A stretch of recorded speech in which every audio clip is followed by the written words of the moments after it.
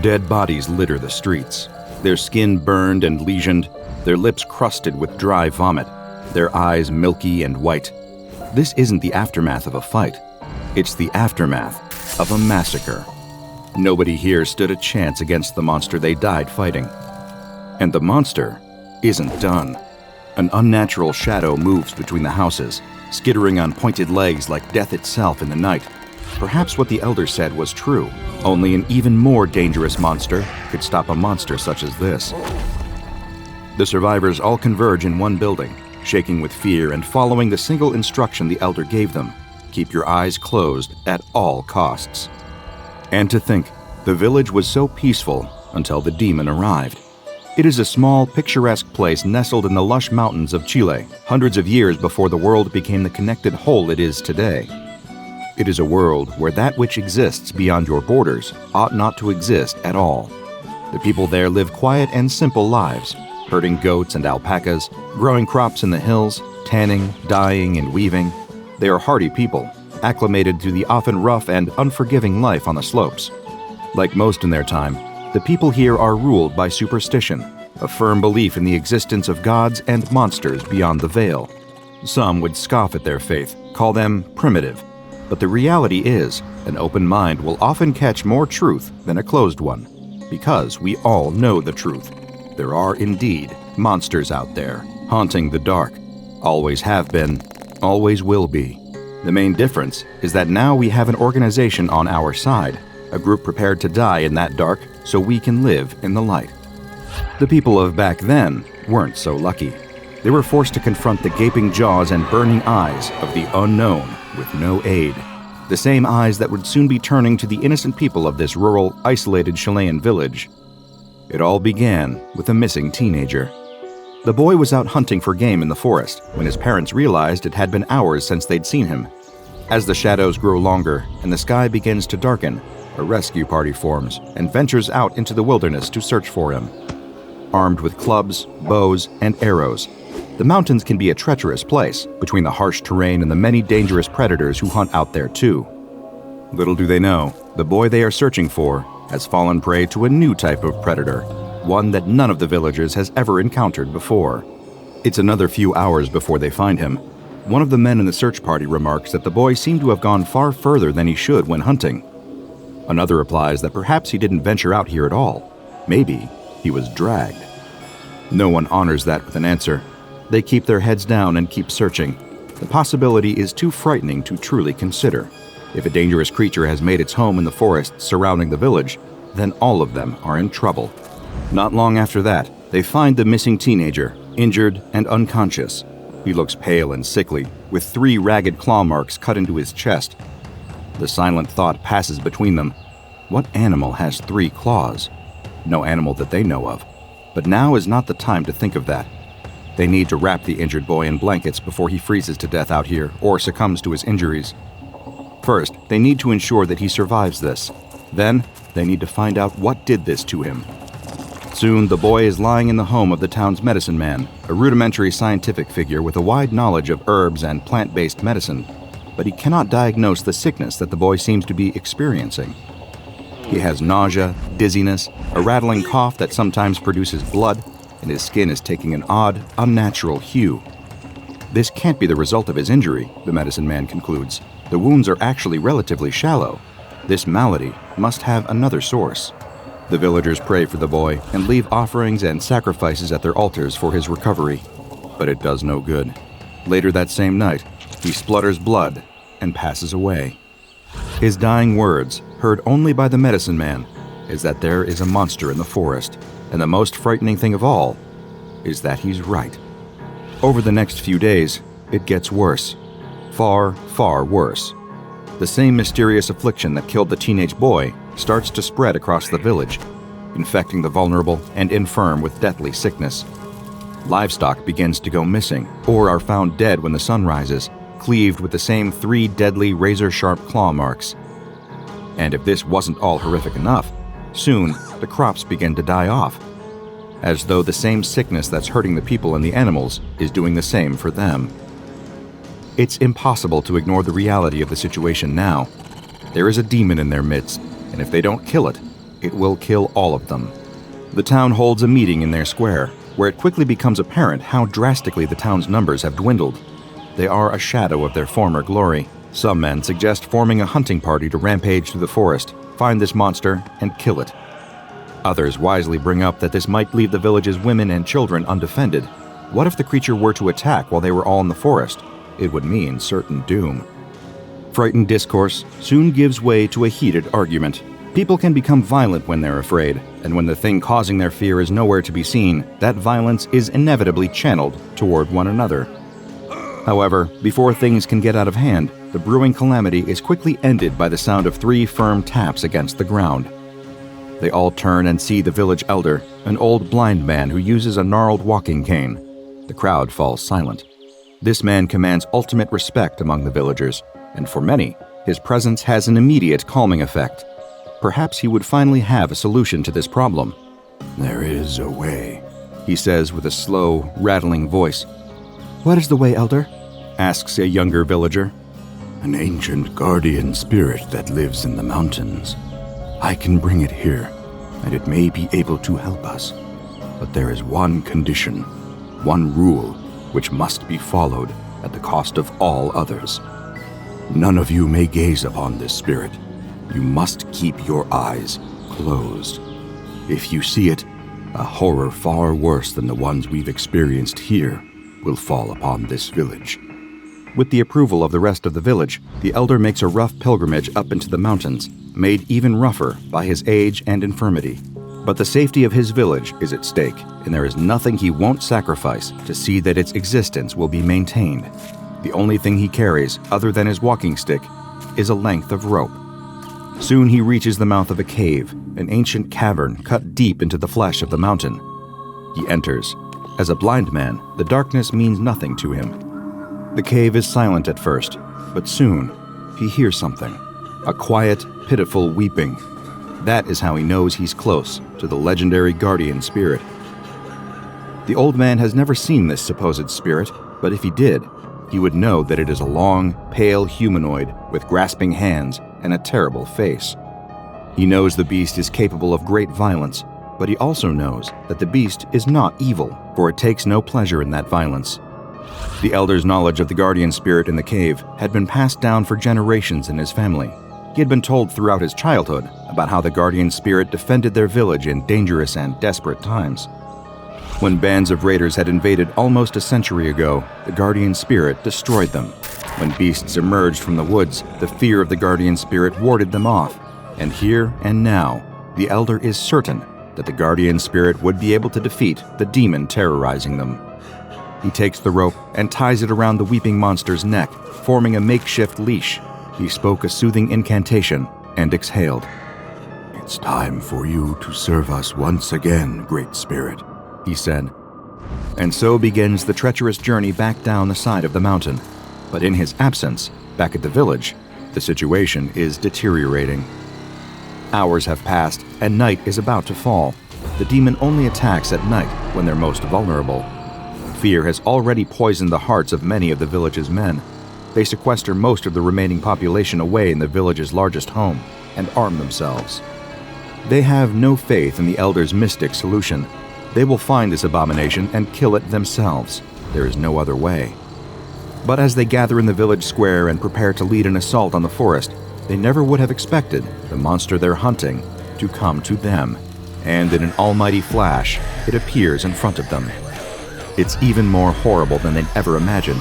A large, spindly beast with black spikes for legs, an emaciated body, the same 3 black claws that had left those terrible marks on all of its victims. But worst of all is the face, a featureless, tooth-lined maw with a huge glowing eye inside. It is a monster worse than even what their nightmares could conjure. Before they can even attack it, it unleashes a blast of energy that blows back the ones closest to it, leaving them dead or dying, their skin horrifically burnt.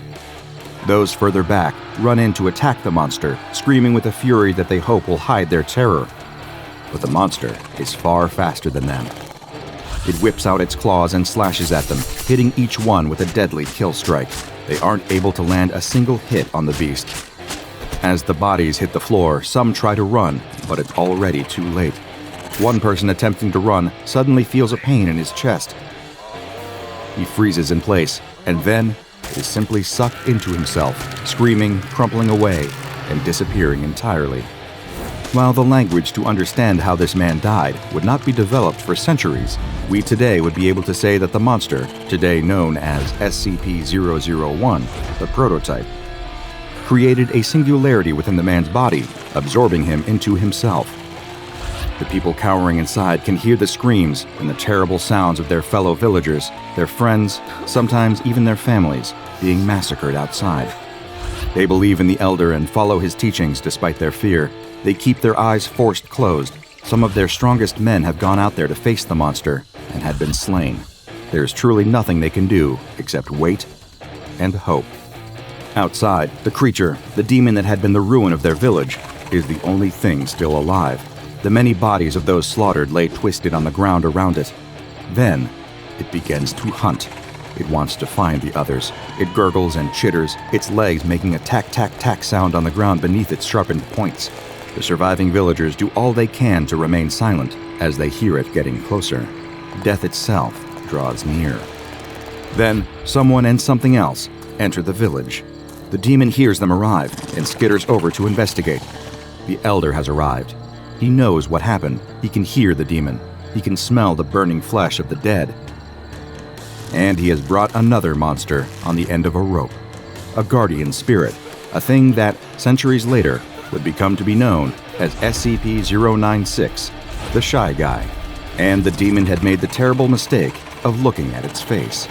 The monster began to cry and wail. "You have defiled and profaned my village, demon," the Elder said, speaking over the guardian spirit's wailing. "This is your divine punishment. You will be removed from the face of the earth for your crimes." The demon releases a blast of radioactive energy, striking the Elder directly and killing him instantly. But despite the residual burns from the attack, the guardian spirit is unaffected. It continues to bawl loudly.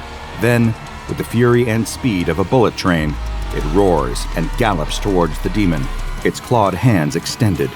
With one strike of the back of the guardian spirit's hand, the demon's body is thrown through a nearby empty house, tearing through the brickwork and sending it skidding across the ground on the other side. The demon rises shakily to its feet, dazed and hurt. It doesn't understand. How had that creature resisted the radiation poisoning? It only showed minor burns. It didn't make sense. It makes even less sense to the demon when the guardian spirit comes bounding through the wreckage of the house, its burns already somehow completely healed. There is no hesitation from the guardian spirit.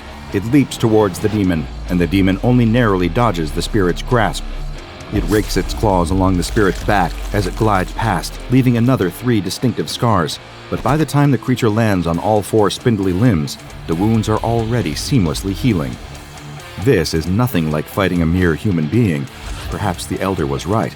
This creature is a divine punishment, and it really is here to wipe out the demon once and for all. But if that is the case, then this demon won't be going down without a fight. It creates a singularity within the guardian spirit's chest. The spirit doubles over in pain, howling and clawing at the dirt beneath it. But to the demon's surprise, the guardian spirit doesn't crumble like the humans did. The massive amount of radiation being caused as a side effect of the singularity barely seems to faze the beast.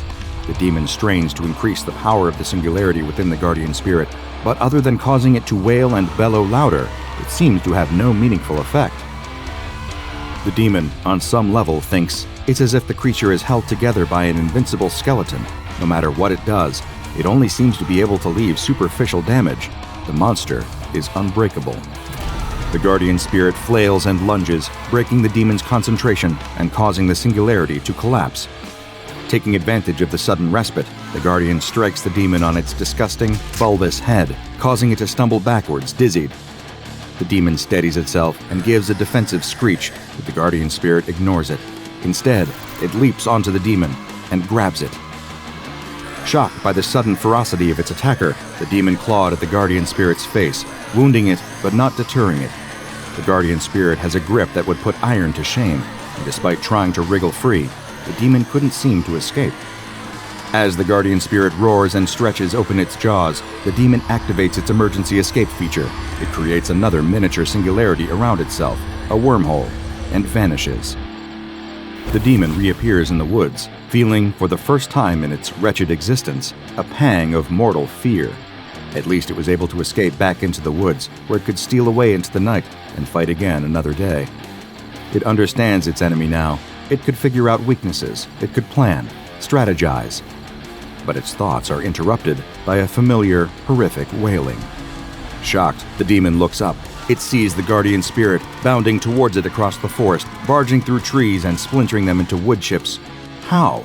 How had this creature gotten here already? It's as if it has an innate sense of the demon's location. The demon steels itself and summons all of its power. It would need to annihilate the guardian spirit now, or it would be done for. It opens its freakish head, and the eye in its mouth glows, releasing a wave of radioactive heat that bakes earth and disintegrates trees in its path. It catches the guardian spirit in the blinding blast and wipes it out. When the smoke clears, there is nothing left of the guardian spirit but a charred skeleton. The demon approaches, perhaps to investigate the kill, perhaps to take in the victory. But suddenly, the skeleton rears up, already beginning to regrow its flesh, and closes its clawed hand around the demon's throat. The demon screams, but not for long. The SCP Foundation personnel at Area 142 didn't understand what was happening. For days, researchers and guards had been complaining about headaches and nausea. Soon, the on-site water purification system broke down. A researcher experienced multiple organ failures, and the on-site hangar completely collapsed, causing the deaths of multiple airmen. What was happening at Area 142? Hi, I'm DrBob, and this is SCP-1440, also known as The Old Man from Nowhere. SCP-1440 has the appearance of a human male, but its ethnicity and age are both unknown. When asked any details about itself or its past, including its name, birth date, or place of birth, SCP-1440 refuses to answer, though it's unknown if it is refusing to give this information, or if it simply does not know the answer to these questions. The aptly nicknamed Old Man from Nowhere appears to be around 80 years old, but in the 50 years that the SCP Foundation has been aware of its existence, SCP-1440 has not shown any signs of aging at all, and it has yet to be determined whether it is aging too slowly for a difference to be perceived in that time, or if it does not age at all, and this is its permanent appearance. But SCP-1440's lack of aging is not even the strangest thing about it. Its true anomalous nature reveals itself once it comes into contact with the human population or any man-made objects, and remains in contact with them for more than a few days. After several days of exposure, an acute adverse effect on anything and everything directly connected to humanity occurs in the vicinity of SCP-1440. Destructive events begin to happen and grow increasingly disastrous until the man-made objects are destroyed or the people in close contact are killed. The only exceptions to these destructive events are SCP-1440 itself and its few possessions, which consist of its clothes, a sack made of unidentified material, a pack of worn playing cards, and a small glass cup. It's unknown whether these objects are somehow protected from the destructive anomalous events, or whether they are not actually man-made items. SCP-1440 seems to be aware of its anomalous effects on human populations and objects, and appears to attempt to avert destruction of them by avoiding human contact as much as possible. However, SCP-1440 is for some reason compelled to travel in what looks like a highly complex pattern, one that always eventually leads to it running into human populations, whether it wants to or not. The particulars of this pattern, both its shape and the reason why SCP-1440 feels compelled to follow it, are as of yet unknown. And just like the other details of its origin, the Old Man from Nowhere has not been able to provide any additional information or help. SCP-1440 has explained that the growing size of the human population and its expansion into previously uninhabited areas has made it harder and harder to avoid contact with humanity, as it follows its complex pattern of movement. SCP-1440 is not actively hostile, nor will it resist or fight back against attempts to contain it. Unfortunately for the SCP Foundation, All attempts to contain SCP-1440 have so far failed. These containment attempts have led to large losses of personnel life and Foundation resources as a result of the destructive anomalous effects that follow SCP-1440. The Old Man from Nowhere first came to the SCP Foundation's attention after SCP-1440 itself approached a Foundation researcher who was on her way to work.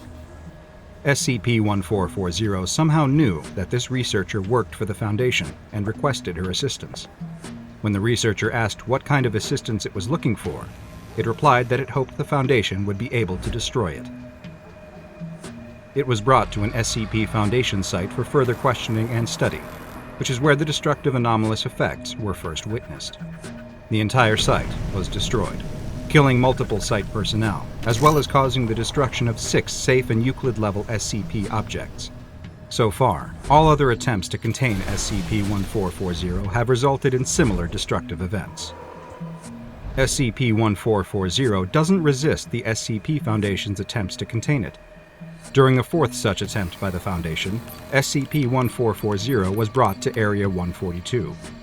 The Old Man from Nowhere applauded the Foundation's ongoing efforts, but also expressed that it was for the best that it be allowed to leave, as the results for the researchers would be the same as the previous 3 attempts: death for all involved. SCP-1440 told the researcher interviewing it that its first brother had already arrived and was standing behind the researcher. It went on to explain that the brothers are different, but one and the same. They are all cruel, vengeful, and capable of holding a grudge for a long time. They are the cause of SCP-1440's misfortune, and therefore the cause of anyone who comes into contact with it. It then told the researcher that the second brother had arrived, and that time was running short. If it wasn't released soon, then the destruction would start. The researcher asked about the third brother, and questioned how much time they had since the third had apparently not yet arrived. SCP-1440 explained that the third, despite being the cruelest of all, never arrives, and that it's actually the appearance of the last brother that will somehow set the Old Man from Nowhere free. SCP-1440 has spent countless months and years searching for the third brother, trying to return something that he won from the other 2. It then made a reference to challenging death itself to a game of cards for its life, and if the researcher is ever in such a situation, they must not do what the Old Man from Nowhere did: win. At that very moment, the on-site nuclear device stored at Area 142 detonated, despite it having multiple failsafes in place that should have made such a detonation impossible. Area 142 was destroyed, and all on-site personnel were killed. SCP-1440 was spotted a week later, over 3,000 kilometers away from Area 142, showing no signs of having experienced any harm. After 3 additional containment attempts were made, and all ended in a similarly disastrous fashion, future attempts to contain SCP-1440 have been suspended indefinitely, until a suitable containment procedure that doesn't involve an unacceptable loss of resources and personnel can be found. Research and analysis of SCP-1440's traveling pattern continues, with a focus on minimizing civilian exposure to it, as does research into a way to hopefully permanently contain it in the future. Unfortunately, SCP-1440's location is currently unknown, and it has been given the object class Keter. High in the Andes Mountains, 2 miners chip away at the rock with their mining picks in search of precious minerals, when something strange happens. They hit an impenetrable wall. As they dust off the unbreakable surface they've reached, they see that it's a mirrored sheet of some strange metal.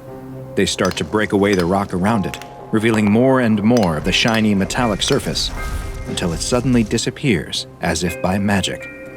Behind it is a chamber with strange machinery and a mysterious metallic ball inside. The 2 miners look at each other in disbelief. What on earth had they just discovered? Hi, I'm DrBob, and this is SCP-163, also known as An Old Castaway. The Foundation soon caught word of the bizarre object that had been unearthed in the Andes Mountains, and immediately sent agents to secure the site. When they arrived, they found the metallic sphere was still there, though approximately 30% of the machinery originally reported to have been in the chamber had been looted before they could get there.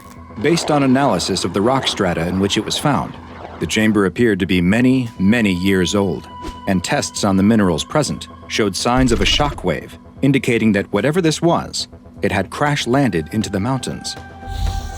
Upon examination of the metallic sphere, the agents found that it was a kind of machine, and one with a relatively simplistic interface. The agents deactivated the machine and were met with an amazing discovery. The mirrored ball was actually a kind of shield, and inside was something incredible, a creature that could only be described as extraterrestrial, and it was soon to be designated SCP-163. The alien immediately lashed out at the agents, but they were able to subdue it and transport it back to a Foundation containment site for further investigation. SCP-163 is like nothing that has ever been seen on this planet. It stands 2 meters tall and is 1.5 meters wide. Its body is roughly cylindrical, with a circular mouth on its lower body and something that resembles a head on top. It has 8 legs, each with 3 joints that are arranged radially around the middle of its body. It also has multiple specialized limbs, including 2 prehensile apparatus on either side of its mouth to assist with feeding, 2 arms just below the head area that are capable of finer movement and the delicate manipulation of objects, 2 larger arms just above its legs that are used for the manipulation of heavy objects, as well as self-defense, and the remains of 2 appendages also near the mouth that appear to have been amputated at some point prior to its discovery. 30 centimeters from the top of SCP-163's head is a single semi-compound eye, which wraps all the way around its head, giving it complete 360-degree vision. The eye is separated into 88 separate units and is sensitive to ultraviolet C light, a short wavelength light that's harmful to most life on Earth. Its skin is transparent when exposed to the wavelengths of light that humans can see, but turns opaque under ultraviolet light. The strange properties of SCP-163 don't stop with what's on the outside. Tests of the creature's green-colored blood have revealed that it processes oxygen and carbon dioxide similar to many creatures on Earth, but its circulatory system is nickel-based, as opposed to the iron or copper-based systems used by most terrestrial organisms. It also has an endoskeleton composed of tissue that's similar to cellulose, the substance that plant cell walls are made of. And its cells use DNA for instructions just like human cells do, with the same ACGT bases, but SCP-163 interprets those instructions differently from the way human cells do. All of these differences mean that SCP-163's home environment must be radically different from Earth's, with different types of proportions of elements present. Certain elements that are perfectly safe for humans are dangerous to SCP-163 and vice versa. Tests have shown that while it's able to survive in our atmosphere unaided, it will begin to show signs of illness after 1 hour. In order to stay alive, it's vital that SCP-163 continues to possess and maintain the universal life support device that was discovered with it, designated SCP-163-1. The device is able to convert basic chemical elements into subsistence for 163, as well as projecting the protective metallic shield that it was found encased in. The other technology recovered from alongside SCP-163 has yet to be fully understood, though research is ongoing. The technology is surprisingly low-tech, with much of it consisting of transistors assembled into analog computers, with seemingly varied purposes. The processes these computers appear to be modeling do not match up with any known scientific processes, and it's theorized that they have something to do with 163's life support. It's still not known how or if it communicates complex ideas. When in certain states, it produces a steady sinusoidal wave at approximately 15 Hz that can last anywhere from 15 seconds to 10 minutes, and personnel that have been exposed to the sound have reported experiencing feelings of paranoia and are recommended to remain in well-lit conditions until the feeling subsides. SCP-163's main way of expressing emotion appears to be with the lump of tissue above its compound eye, and depending on how it feels, it will furrow its brow in a number of different ways. It has also been shown to display a positive response to something by rapidly beating its delicate upper arms together, and a negative response by doing the same with its 2 powerful lower arms. SCP-163 is to be contained in an enclosure with rooms for living, dining, work, and sleep, as well as a receiving room with an airlock and seating that's appropriate for both 163 and a human researcher. The air in the enclosure is to be filtered and regularly checked for impurities, and there are 2 lighting systems, one that produces light within the human visible spectrum, and one producing ultraviolet light. Personnel are to wear isolation suits at all times when in the enclosure, to protect both themselves and SCP-163 from cross-contamination. Surprisingly, SCP-163, which has been classified as safe, is also free to leave its enclosure, provided it don its own isolation suit first, and is escorted by a researcher at all times.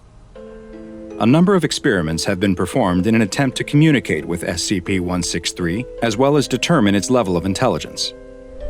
In one test, a number of cards with images printed on them that depicted various human expressions and emotions were shown to 163.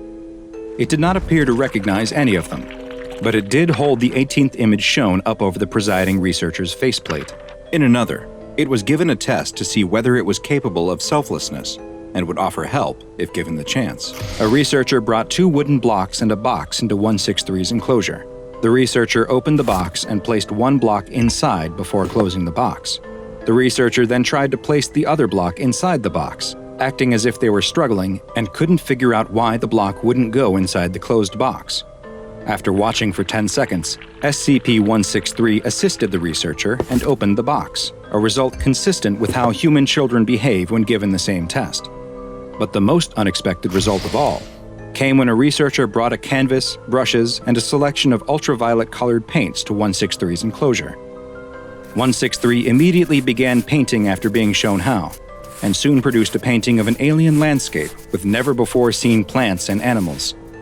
SCP-163 stared at the painting it had produced for 7 minutes before seeming to become angry, knocking the painting to the floor and retreating to a corner of its room. It furrowed the tissue on its head, indicating distress, and all attempts at communicating with it failed. That is, until the researcher tried to remove the painting supplies, at which point SCP-163 beat its heavy arms together to indicate its unhappiness. The next day, the researcher brought more painting supplies, and SCP-163 continues to paint imagery of what is presumably its home alien planet. It's truly amazing and lucky that SCP-163 was discovered. The Foundation is now monitoring all excavations of rock strata that are of similar age to the one 163 was discovered in. Perhaps one day another extraterrestrial will be discovered, offering 163 potentially a way home, or, at the very least, a friend. 3 SCP Foundation agents stand before a large warehouse. Their mission is simple. Enter the building, find the observation unit that has gone missing inside, recover the data from it, and leave. It should be easy, but the rundown structure they're standing in front of is no ordinary building. This is SCP-015. The leader of the group, a large, muscled man who goes by the codename of Agent 6, slides open a large door on the front of the warehouse, and immediately the whole group is struck by a sight that makes them reconsider just how easy this mission is going to be. In front of them is not a wide-open warehouse floor, but a cramped tunnel leading deeper into the building. The group has a job to do, though, and so the 3 head inside, Agent 2 first, followed by Agent Lon, the data specialist, and finally, Agent 6, the expedition leader in the rear. As they enter the narrow hall of pipes, the light from their flashlights plays off the floor, walls, and ceiling. Flashlights are one of the only items allowed in SCP-015, and they reveal what the researchers had told them in their briefing, that many of the pipes aren't made of standard materials, but instead are all sorts of strange substances like wood, glass, or even bone. The odd series of pipes have formed a twisting tunnel leading deeper into the warehouse. The group must be careful, since the floor is uneven, with pipes occasionally sticking up out of the floor like tree roots, ready to trip the unobservant. The 3 follow the corridors of pipes along the path that they each had to memorize. As they come to branching paths, Agent 2 speaks the series of turns they must take aloud. Left, left, right, left, right, right again, straight, right, and so on as they go deeper and deeper. They'd have to follow the directions exactly if they hope to reach the place where the modular robotic vehicle should be. Left, straight, straight again, right. Just a couple more turns and they'd reach the point where the MRV had sent its last signal before going offline. As they walk, though, they find that some of the passageways are getting more difficult to pass. The pipes have closed in at certain points, choking the already small tunnels down to mere crawlways. At one particularly narrow point, the group must get down on their bellies and pull themselves along the ground. After Lon and 2 exit the tight passage, Agent 6 suddenly calls out to the 2 agents ahead of him. "What is it? What's wrong?" 2 asks. "I'm stuck," comes the response from 6. Lon and 2 grab 6's arms and begin pulling. With a loud grunt from all of them, 6 finally comes free. His pant leg is shredded from the thorny wood that one of the pipes in the narrow tunnel is made from, but he's free, and they can continue on. Finally, after what seemed like an hour of walking, they finally find it. The modular robotic vehicle that had been sent in to investigate the current state of SCP-015. There's something very strange about the robot's condition, though. It looks like it has been speared right through its primary observation unit. A smooth black pipe that appeared to be made of dark fabric had pierced the vehicle right through its camera, but the lens didn't appear broken. Instead, it looked as if the pipe had somehow connected with it, docking inside the lens housing as if the 2 parts were made for each other. Other pipes had protruded from the floors and walls as well, snaking into open spots on the vehicle and lifting it up a foot off the ground. They looked over the robot, which was held helpless in the air, its wheels slowly spinning as its internal battery ran down. The agents walked around the MRV, examining it, looking confused about the fate that had befallen it. 6 suddenly broke the silence. "Well, what are you waiting for?" Lon wasn't sure what to do, though. As she got closer to the robot, she noticed that a foul-smelling substance was dripping from the pipe that had merged with the camera. Her job was to remove the data from the MRV, but they also had strict orders not to damage anything in SCP-015. So what was she to do about the robot? Wasn't it technically a part of SCP-015 now? She was worried that if she removed the data cards, then SCP-015 might... Well, she didn't know exactly. 6 didn't buy it, though. The researchers may have told them that 015 reacts, but he could see now that it's just a bunch of weird pipes. Maybe it grows or moves a bit, but how would it even know they were there? It hadn't shown any signs of sentience, let alone sapience. He wasn't going to hang around in here any longer than he had to, though, and if Lon wouldn't get on with it, then he would. 6 moves to the MRV and flips open the data cover on its side. More of the fetid liquid pours out, but he ignores it. Lon and 2 both look at each other. Did the other hear that too? It sounded like steam venting from somewhere deep inside SCP-015. 6 doesn't seem to have heard it, and begins to remove the thin data cards from the MRV. With the data now recovered, he decides to see if he could free the vehicle from the pipes. It wasn't necessarily a mission objective, but why let good Foundation property go to waste when it's right here in front of them? 6 pulls first at the MRV, then the pipes that were running into it, but he can't get it to move. It's completely stuck, seemingly fused to the pipes. "Come on, we've got the data, let's get out of here," 2 says. But 6 isn't done trying. He sets his flashlight down and uses both hands, pushing against the wall of pipes with his foot to gain additional leverage, when suddenly, there's a creaking sound. "Ha! I think I got it." But 6 was mistaken. It wasn't the sound of the MRV coming free that he had heard, but the sound of the floor underneath him giving way. 6 falls into the floor up to his armpits, and the other 2 agents rush to help him. But as they do, they notice the glow and immediate burst of heat coming from the hole. Thickly flowing molten glass begins to fill the hole, and Agent 6 cries for help as they desperately try to pull him free. His cries turn into screams of desperation as they each grab an arm and, after a struggle, finally manage to free him and drag him from the hole. 6 is no longer screaming as he is pulled free, though. His eyes and mouth are locked wide in sheer panic. Lon is now the one who starts to scream, as she realizes that they have pulled only the top half of Agent 6 from the hole above the fiery pit. The bottom half of his body is completely gone, burned away by the heat of the liquid glass. There's no time to be shocked, though, because pipes begin to hiss and ping all around them. A wooden pipe above 2 and Lon suddenly bursts, sending a cloud of dust flying into their faces. It's powdered glass, and it starts to pour out of the broken pipe, covering what's left of 6 completely. 2 spits out a thick stream of blood, his mouth shredded from the glass particles, as Lon desperately tries not to rub them deeper into the cuts in her eyes. They both know they can't stay here, though. They have to run. The pipes are deafening as they move as quickly as they can back the way they came. It sounds like a train is barreling through the building. They're surrounded by chaos. Boiling chemicals pour out of one pipe. Tiny slicing rose thorns spray out of another. They come to a crawlway that's just a couple feet wide, but it's their only way forward, and they have no choice but to enter. 2 dives in and starts crawling. Lon is hesitant, but a blast of steam from a pipe near her head convinces her she has no choice, and she follows after him. 2 wriggles through the narrow passage and is surrounded by more sounds of pipes creaking all around him. Each one seems like it might burst and pour who knows what deadly substance onto him. But he has to suppress his fear and keep moving forward. Finally, he emerges into a wider hallway. He turns and looks back at the hole. Lon should have been right behind him, but there's no sign of her. He sticks his head back in and calls for her. There's no response, but he can hear her still in there, somewhere in the dark, struggling. He has to help her. 2 gets back into the passage and starts crawling. She couldn't have been that far behind him, probably just around the next turn. But as he crawls around the bend, there's nothing there, just another wall of pipes. The passage has been sealed up. It's a dead end.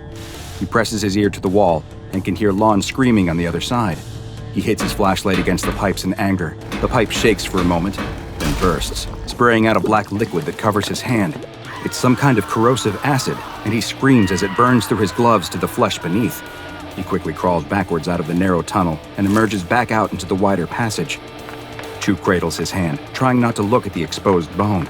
"I'm sorry," he cries as he runs through the tunnel of pipes towards what he hopes is the exit. "I'll get help. I'll come back, I swear." Lon can't hear his promises, though. She heard what she thought was a pipe burst followed by Chu's cries, but she doesn't know now if he's dead or alive. She decides she has no choice but to go back the way she came. Maybe there's another way out. But after moving just a few inches, her feet touch a solid wall. She's trapped in a space no bigger than a coffin. She feels around, but there's nothing here in the dark. Nothing at all. Just smooth, fuzzy, warm pipes.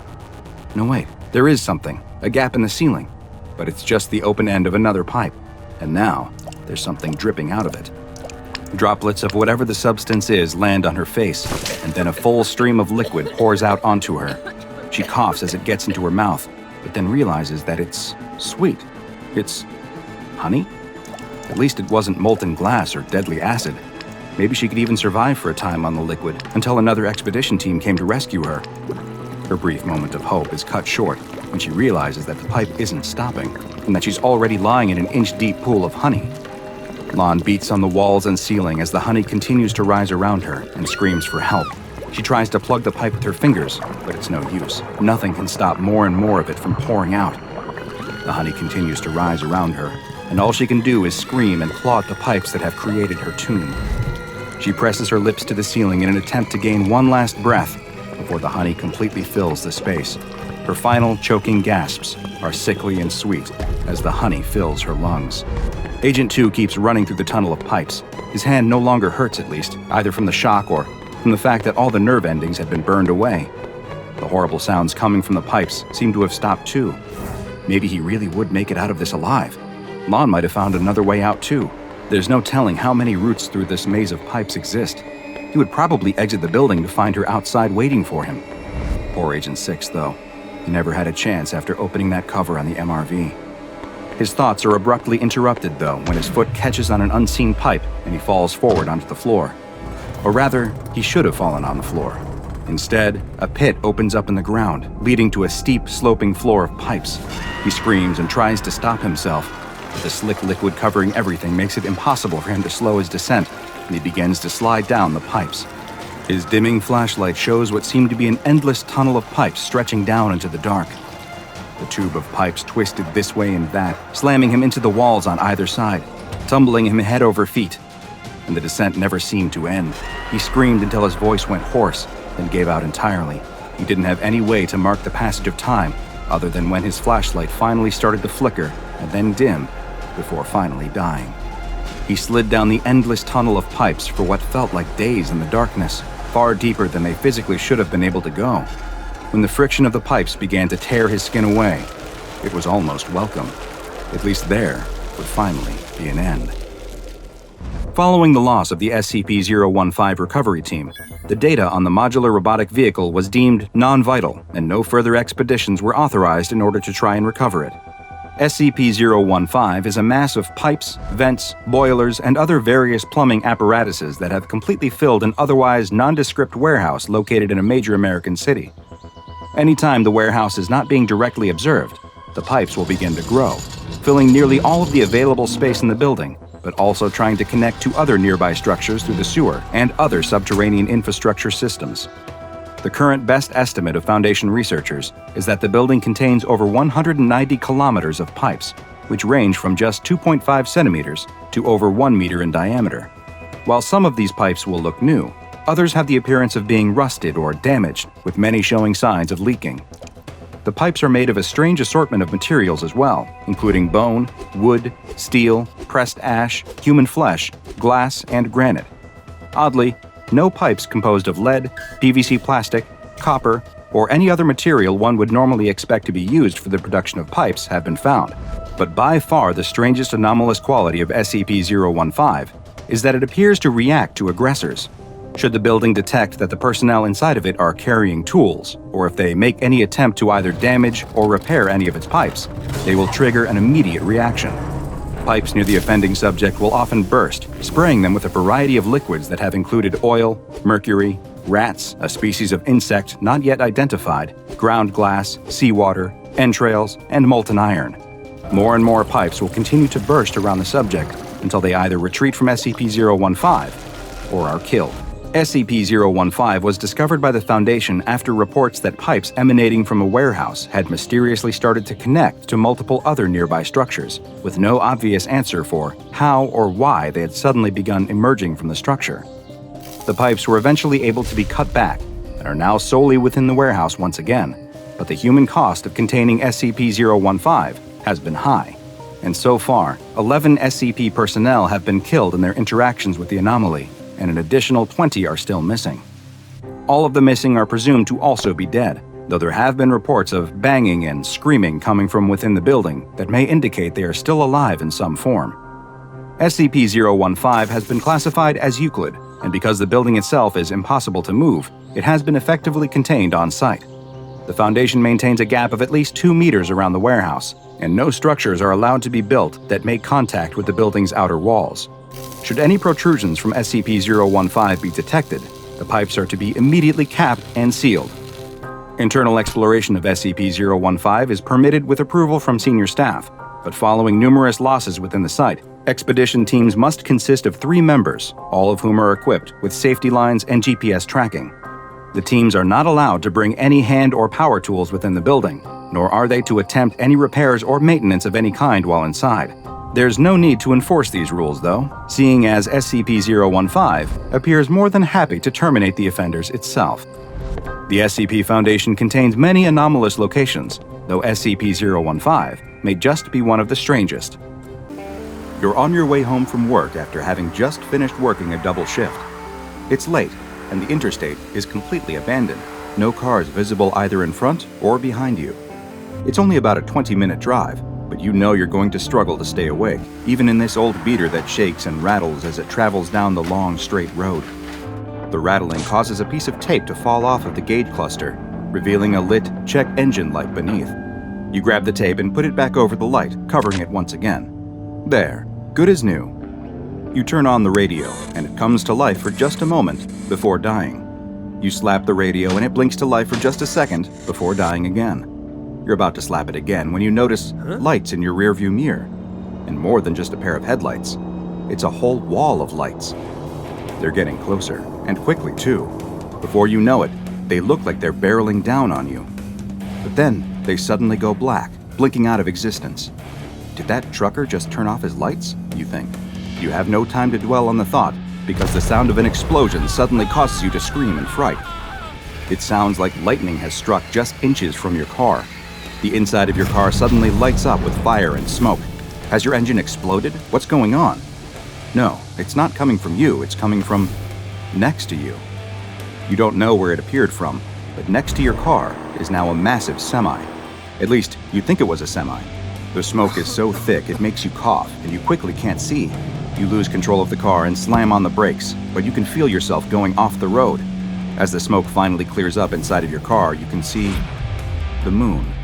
It's at this moment that you realize you're no longer right side up as the car flips and tumbles through the air. You open your eyes to find that you're still buckled into your seat. You release the seatbelt and drop to the roof of the car. You crawl out to find that your car slid to a stop upside down several meters from the road. You look around, and far off in the distance, you can see it. The semi that ran you off the road, driving at an almost impossible rate of speed off into the night. You look back at your car, which is completely totaled, and wonder what you're going to do now. It's late the next morning when you finally get back home.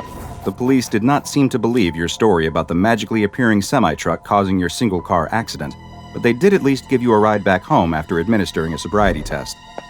You enter your small studio apartment and look around at the sparsely decorated room, wondering how you're going to pay rent next month if you can't get to your job.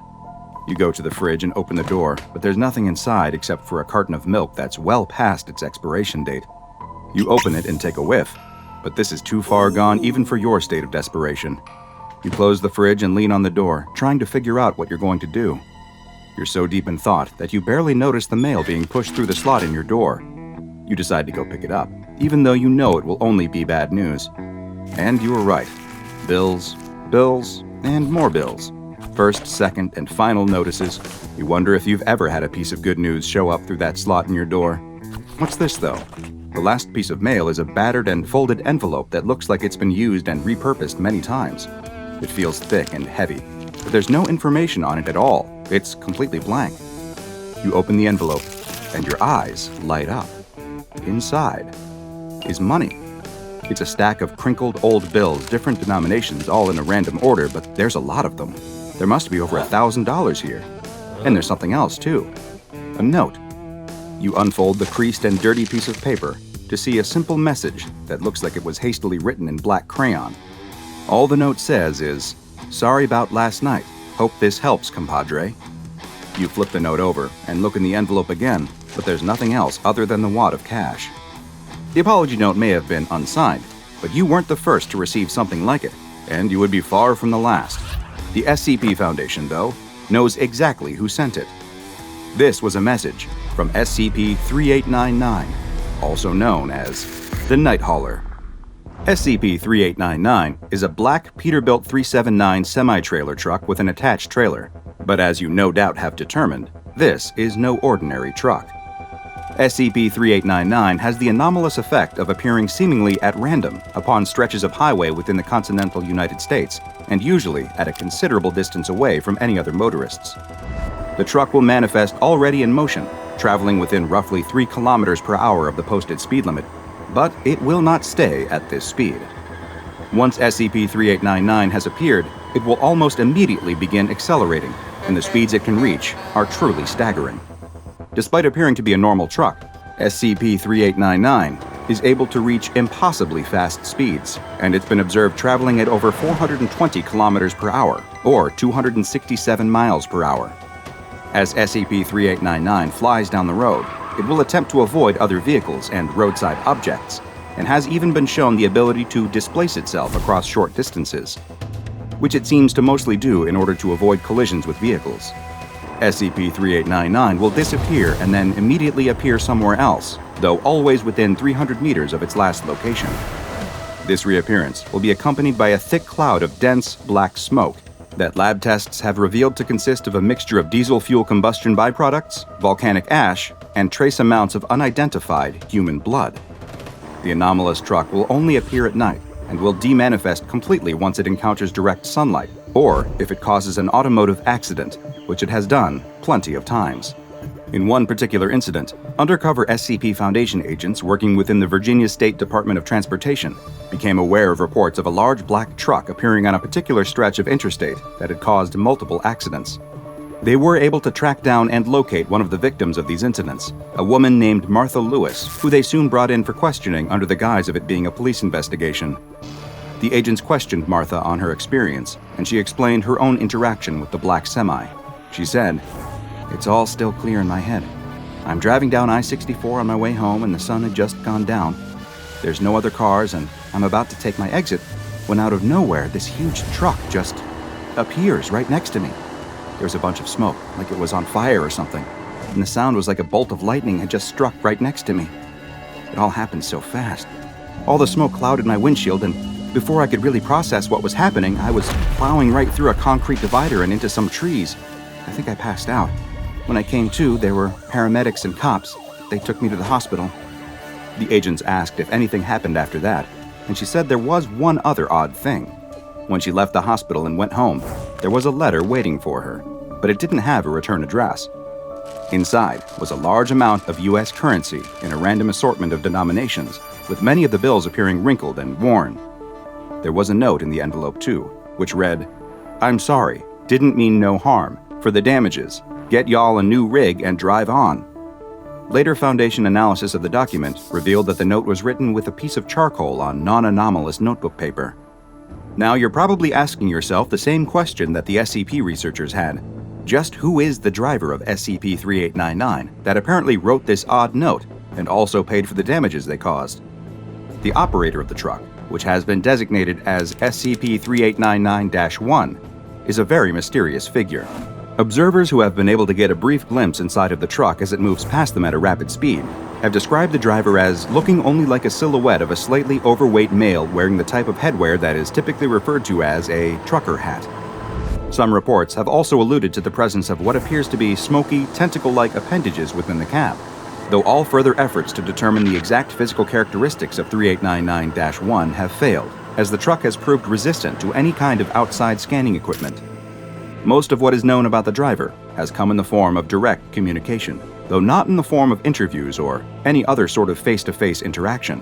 No, while SCP-3899-1 has never been willing to stop and have a discussion with Foundation agents, it does seem more than willing to speak with anyone and everyone in its immediate vicinity over Citizens Band, or CB radio, which is a type of shortwave person-to-person communication system that is popular with many long-haul truckers. In one particular instance, an SCP Foundation helicopter happened to be traveling above a stretch of road where SCP-3899 appeared. An agent within the helicopter began communicating with the anomalous trucker, first asking for their call sign, to which SCP-3899-1 replied, "I'm a night hauler and I'm coming in hot. I know y'all can feel this speed." After adjusting their volume to compensate for 3899-1's loud response, the agent asked if the entity could explain where they came from. 3899-1 answered with, "I roll with the wind. My wheels sing sweet love to the blacktop. I'm filling y'all's veins with road salt and exhaust and the smell of burning rubber. Ain't no bother where I'm from. We all gotta live for the ride and die for nothing." "I see," the agent responded before asking, "Are you hauling anything in particular?" SCP-3899-1 came back with, "Ain't you listening, girl? You seeing this? What I got is pure rattling salvation. 18 wheels at a time. When y'all's roads is choked, when the ways is blocked and y'all's speed is all dead and gone, I'm dropping this load and we'll all be drinking gas and breathing smoke." The agent didn't understand, though, and asked again who they were and what they wanted. 3899-1 replied, "This is for the souls of the road, for the long nights and dead engines, and everyone trying to put that horizon under their wheels. I am the roar of hot iron. I am screaming freedom. I am the death of all barriers. This rig ain't got no quit, honey. I do not stop. Can you feel the rumble? Can you see the fire and smell the burn? I know you can. I can taste your heart, and I know you want to fly apart with me." When the agent began to answer in the affirmative that they could indeed, quote, feel the rumble, seemingly caught up in the excitement of SCP-3899-1's proclamation, the investigation was quickly halted and the helicopter broke off from its pursuit. Following this incident, the potential mimetic influence of communicating with 3899-1 is under investigation. SCP-3899, being currently uncontainable by any conventional means, has been classified as Keter. Upon reports of it manifesting, all CB radio transmissions emanating from the truck are monitored by nearby Foundation listening posts for attempted contact by SCP-3899 to civilian recipients. Any individuals who are contacted are to be administered Class B amnestics, as are any eyewitnesses of the truck itself. All information about SCP-3899 is to be suppressed, and a disinformation campaign is active to make all reports of a mysterious truck that can appear out of nowhere and move at impossible speeds seem like nothing more than an urban legend. Just what is SCP-3899?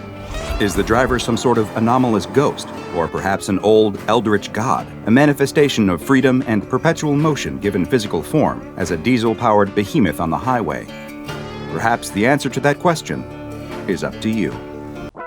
A businessman from Queens had been saving for years to get something he'd been dreaming of since childhood, a particular wristwatch, which cost just over $20,000. However, Mere days after getting his hands on the pricey accessory, he noticed a small defect on the edge of the watch case. It was a small metal nub, an imperfection that he could have sworn wasn't there when he first bought it. After all, he paid 20 grand for the thing. Surely he'd notice if something was wrong with it when he first picked it up. He brought the watch to the official service center out on 5th Avenue that Friday evening.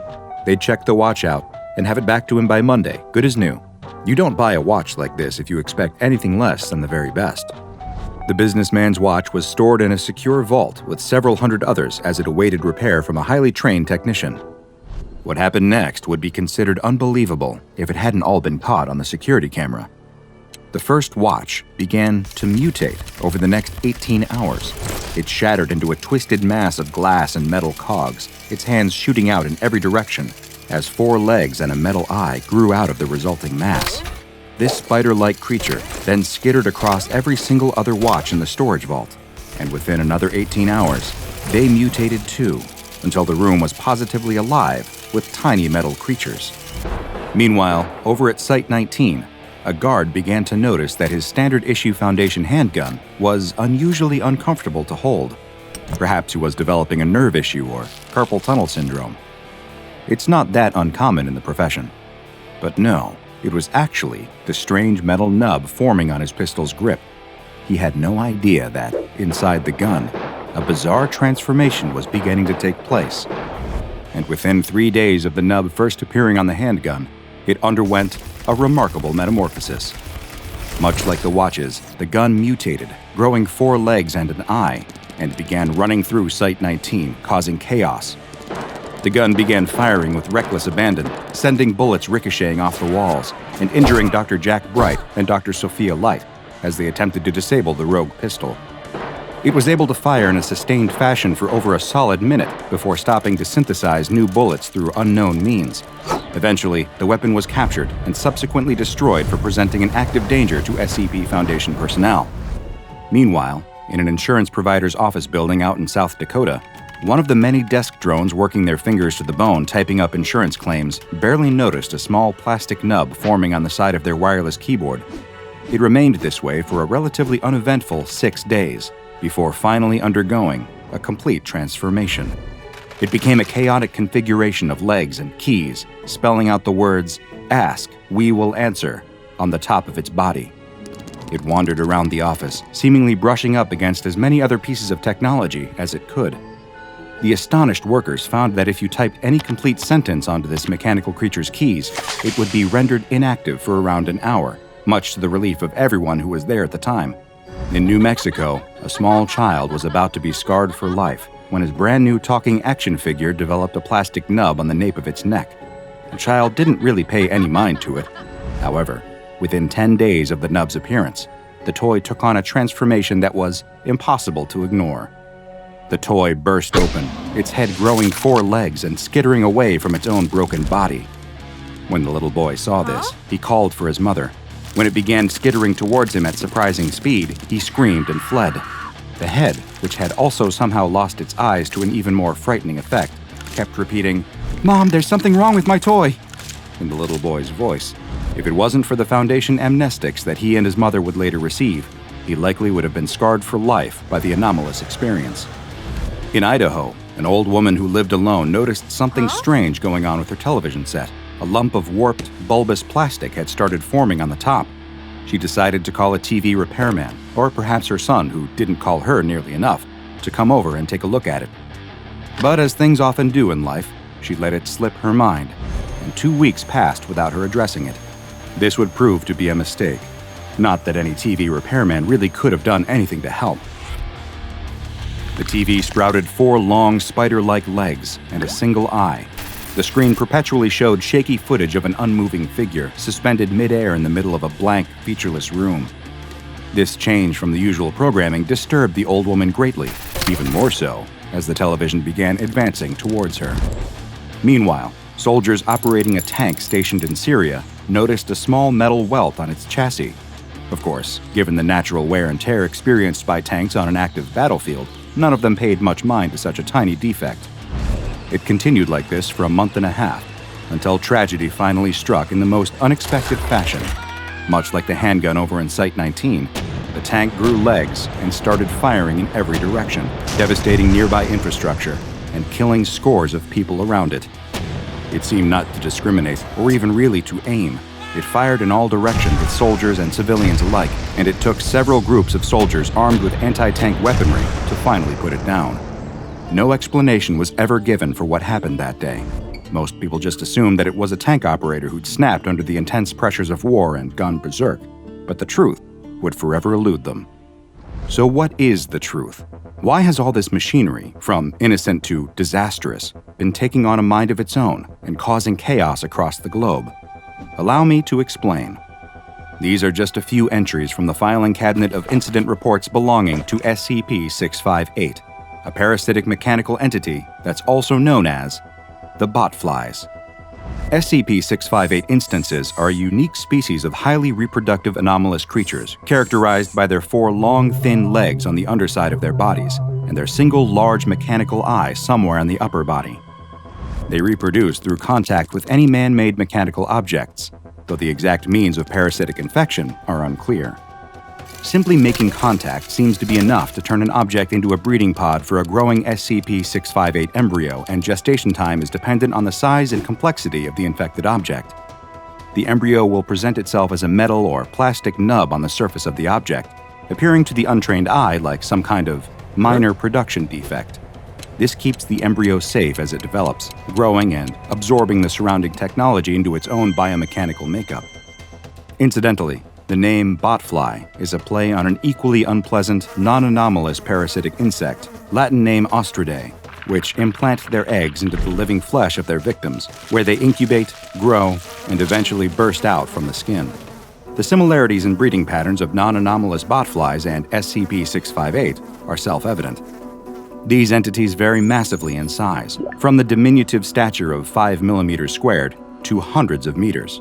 The size of an SCP-658 instance, much like its aforementioned gestation period, depends entirely on its host object. And Foundation research has indicated that any complex man-made mechanical object is susceptible to parasitic infection. From cell phones to jumbo jets, all technology is on the table for 658. And as indicated through the eyewitness accounts in the case files, the appearance of the individual SCP-658 instances are reflective of whatever technology incubated them. This influence of the host technology also appears to extend to SCP-658 behavior, with more benign objects like phones or wristwatches becoming equally benign creatures, and weapons such as firearms or combat-ready vehicles taking on a more aggressive nature. Given that the U.S. military alone has thousands of vehicles and even more firearms, there are naturally some concerns about what would happen if ever an SCP-658 outbreak got out of control at a military base. Thanks to the extreme proliferation of and dependence on technology in our modern era, a large-scale containment breach of SCP-658 could lead to a catastrophic exponential population boom.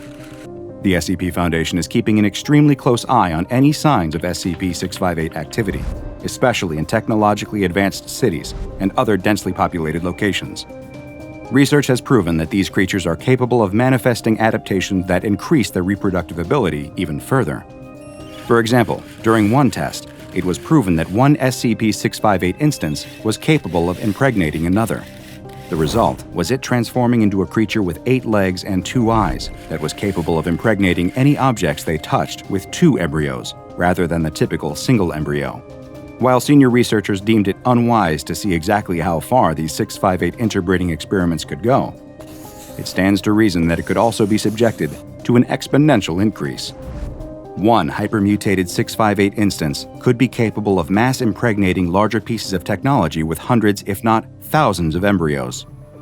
You can see how these often tiny and seemingly harmless creatures could quickly become a big problem for all of us. Picture every vehicle: cars, trucks, motorcycles, scooters, ATVs, vans, Humvees, tanks, planes, helicopters, speedboats, yachts, cruise ships, battleships, all becoming hypermutated SCP-658 instances.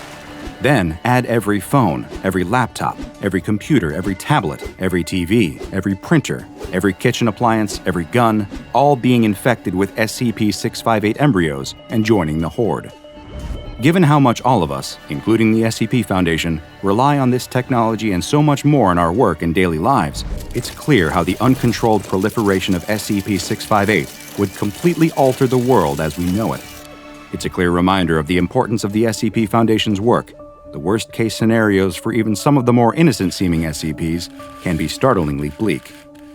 Due to the mechanical nature of these anomalies, all connections to the Church of the Broken God and their illicit activities are being explored by Foundation field personnel. Containment protocols on SCP-658 are extremely clear. Any instance of SCP-658 no larger than 50 centimeters across any axis, considered to be a small SCP-658 sample, is to be stored alone in a steel box when not being used in active testing. Special containment procedures specify that the box must be kept closed through low-tech means, and we mean a true return to basics here. String or duct tape are the preferred methods of keeping them under lock and key, or, as some researchers prefer, weighing down the lid with heavy books. Anything with a more complex locking mechanism is capable of being impregnated by SCP-658, completely negating containment. Any 658 samples larger than 50 centimeters are to be destroyed as soon as possible after being apprehended by Foundation personnel. This destroy-on-site order is also applicable for any technology infected by SCP-658 outside of intentional testing scenarios. In order to avoid population growth during containment, all captured SCP-658 samples must be kept at least 3 meters away from any man-made technology capable of sustaining an SCP-658 embryo. If unsure of whether an object is applicable, researchers and guards are told to err on the side of caution when it comes to this anomaly, which has been classified as Euclid.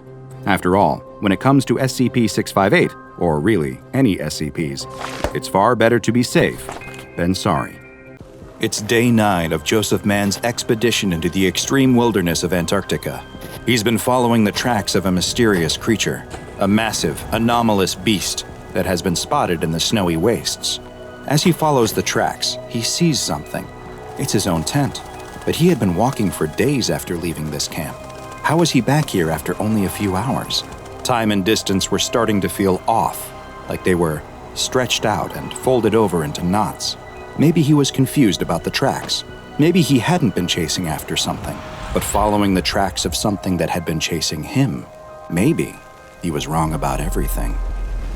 Hi, I'm Dr. Bob, and this is SCP-2764, also known as the Eldritch Antarctic. SCP-2764 is a massive biological entity, standing over 380 meters tall and estimated to weigh over 150,000 metric tons. It possesses around 80 tentacle-like arms that it uses for movement and simple actions like grasping objects. It also has what looks to be a head with 4 eyes. SCP-2764 possesses a number of anomalous properties, including the ability to communicate telepathically with humans, though the language used changes based on the person who is receiving its messages. Strangely, this communication appears to go one way only, as it has never demonstrated that it understands any attempts to communicate back to it. Its physical state has also been observed to be quite anomalous. Its size does not follow normal Euclidean geometry, with the creature appearing many times larger or smaller than it should, based on the viewer's distance from SCP-2764. There appears to be a critical zone lying roughly 50 kilometers away from the creature that stretches around it in a circle.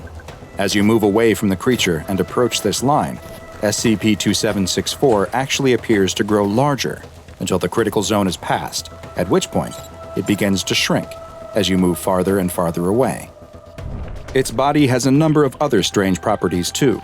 Its tentacle-like arms rapidly translocate around its body at random intervals, jumping around all over its body, creating a twitchy, writhing mass that makes it impossible to count how many tentacles it actually possesses. But perhaps strangest of all is that not only do the creature's arms seem to break the laws of physics by jumping around its body, but so too does the entirety of SCP-2764. It's been observed to spontaneously relocate itself to different places, as if it is flickering in and out of existence. It appears that the creature flickers into a new place like this at random intervals, but it may be following some yet unknown rules, as it has never been seen appearing more than 25 kilometers away from where it was last seen, and always flickers back to its original location within 48 hours. SCP-2764 was first discovered by a civilian team that was conducting detailed surveys of the Antarctic landscape. The team observed the creature and were immediately alarmed by its strange properties, especially its bizarre geometric qualities. They returned to their home base and described what they had seen to a colleague, who was actually an SCP Foundation researcher in charge of investigating anomalous activity in Antarctica. This researcher sent word back to his superiors, who activated Mobile Task Force Eta-5, also known as the Jaeger Bombers. Eta-5 administered amnestics to the survey team and any other exposed civilians before setting up a perimeter around SCP-2764. What they would eventually learn was that the perimeter they established was far too close. In his investigation logs, MTF Eta-5 Commander Joseph Mann noted that he immediately experienced strange anomalous effects, such as how the creature seemed to shrink the closer he got to it, and the strange voices in his head. His curiosity soon got the better of him, and he decided to do some of his own research into the entity before the rest of the SCP Foundation scientists and guards arrived to take over the investigation. Mann gathered a couple volunteers who were also curious about the nature of the anomaly and set out on an expedition to gather more information. Just as they had experienced before, the more they walked towards the creature, the more it appeared to shrink in size. They also made note of strange prints in the snow. At first, they looked to be human prints, but then seemed to change into something that looked as if a squid had pulled itself onto the land and was dragging itself through the snow. After several days, the whole team was hearing voices. They also realized they had left their tissue analyzer back at a previous camp and would have to backtrack to retrieve it. As they moved away from the creature, they expected it to now increase in size, but it didn't. It stayed the same. Either something had changed about the anomaly, or SCP-2764 was moving towards them. After recovering the tissue analyzer, they continued on towards the creature again. Commander Mann began to understand the voices he was hearing and could even make out certain words like snow and back. Their perception of time was affected too. Hours seemed to stretch out or pass by in the blink of an eye. The voice he was hearing started to become more direct, and the message was clear: turn back. Mann was compelled to press on, though, even with the extremes of the Antarctic cold beginning to weigh on him. But then, SCP-2764 suddenly vanished, flickering out of existence, and the team was left with no choice but to follow the strange tentacle-like tracks in the snow, hoping they would lead to the creature. The tracks led them back to their old tent, the same one they had left the tissue analyzer at before, which should have been impossible based on the time and distance they had walked.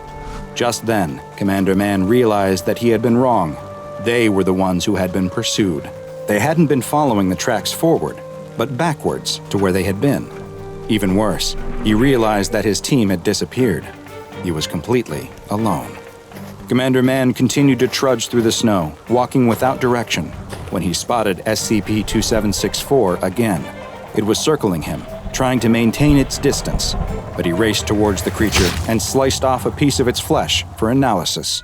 Something strange happened when he placed it in the analyzer, though. The machine displayed a 0, which was the reading for human tissue. This strange result required further analysis from the Foundation researchers who should now have arrived to take over the investigation, so Mann began to make his way back in the direction of home. He spotted what looked to be members of his team off in the distance, and assumed that they must be on a mission to rescue him. Try as he might, though, the spatial anomalies prevented him from ever getting closer. It felt like it would take him an entire day just to walk a few feet.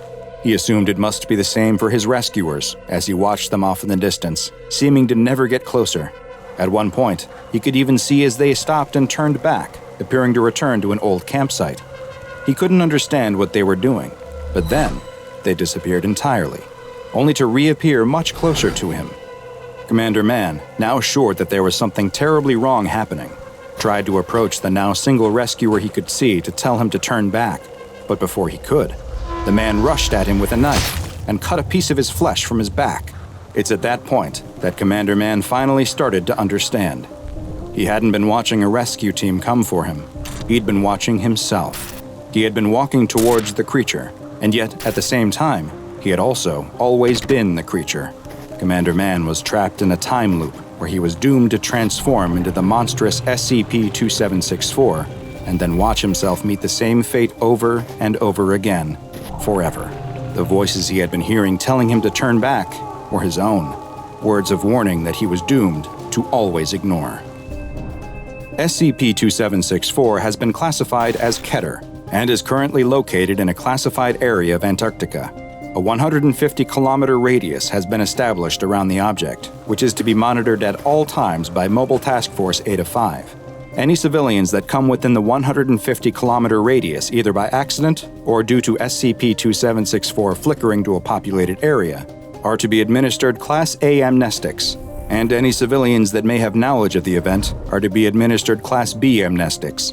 Should any civilian or Foundation employees come within 30 kilometers of SCP-2764, they are to be detained and immediately questioned. Following their psychological examination, and depending on the results of the evaluation, they will either be administered Class A amnestics or terminated. A woman wakes up on a bright sunny morning in Midland, Texas. It's her day off, and she decides she's going to use the time to take care of all the lingering errands she'd been putting off for far too long. She gets dressed, washes her hair, and prepares to pour herself a nice bowl of cereal.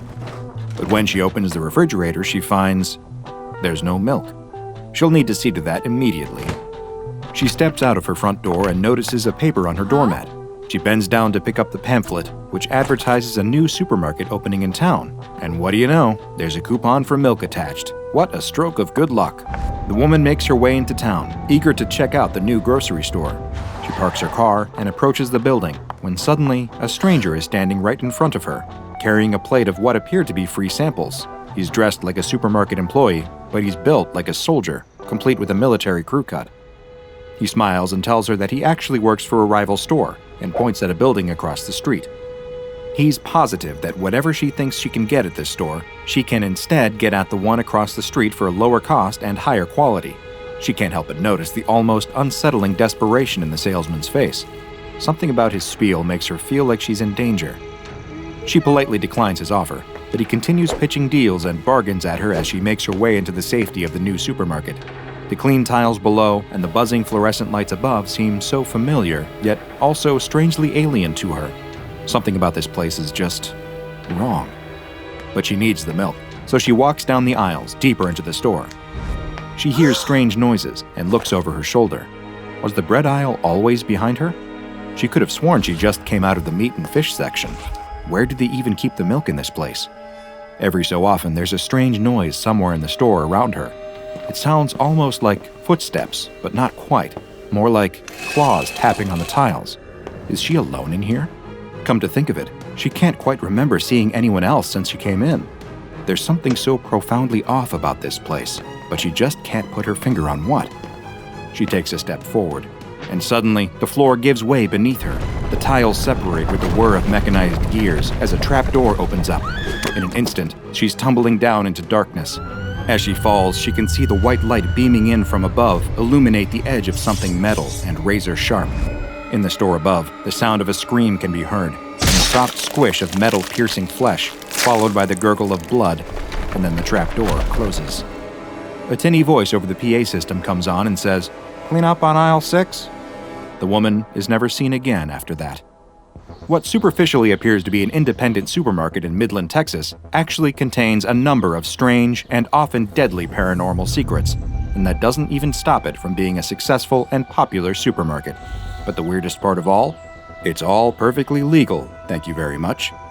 Welcome to Yeah, We're Totally Going to Sell You This, or as it's known to the SCP Foundation, SCP-4703.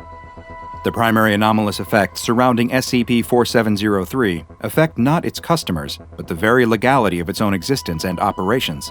The anomalies shift laws to make everything that goes on inside legal, no matter how unethical or dangerous.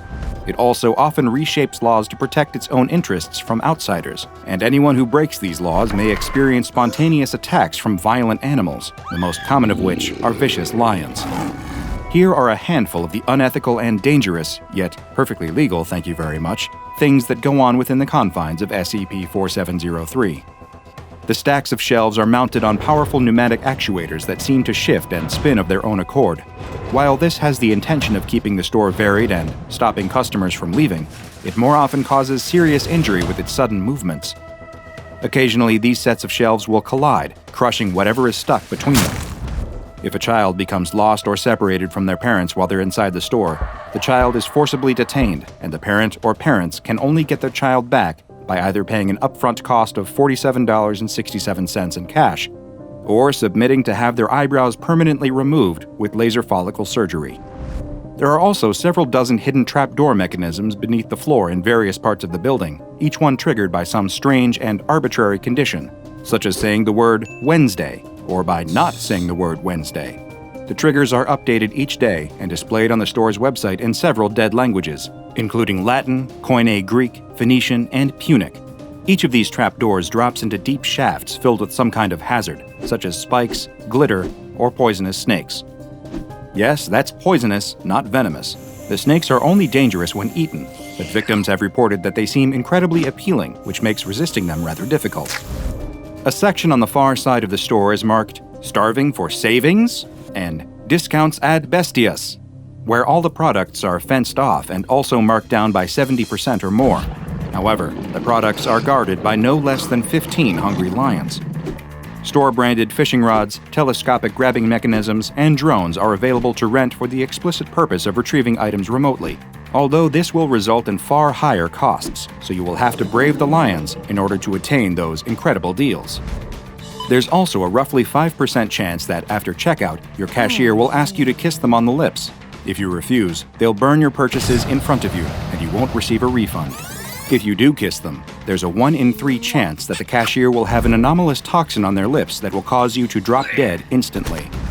And every day, at an arbitrary time between the hours of 3 p.m. and closing time, the lions will be released from the discount section to roam the store, and only 2 checkout lines will remain open. All items will be free during this period, but they must be scanned one by one. The SCP Foundation is currently exploring links between SCP-4703 and 2 other anomalies like SCP-2030 and SCP-1459, the former being the cursed hidden camera show Laugh is Fun, and the latter being a nightmarish vending machine that murders puppies and dispenses a variety of cookies in exchange. So then, if it is so dangerous, why doesn't the SCP Foundation simply block access to "yeah, we're totally going to sell you this"? Unfortunately, thanks to the anomalous legal effect created by SCP-4703, the Foundation can't just storm in or physically contain the building, so instead, they attempt to divert as many customers away from 4703 as possible.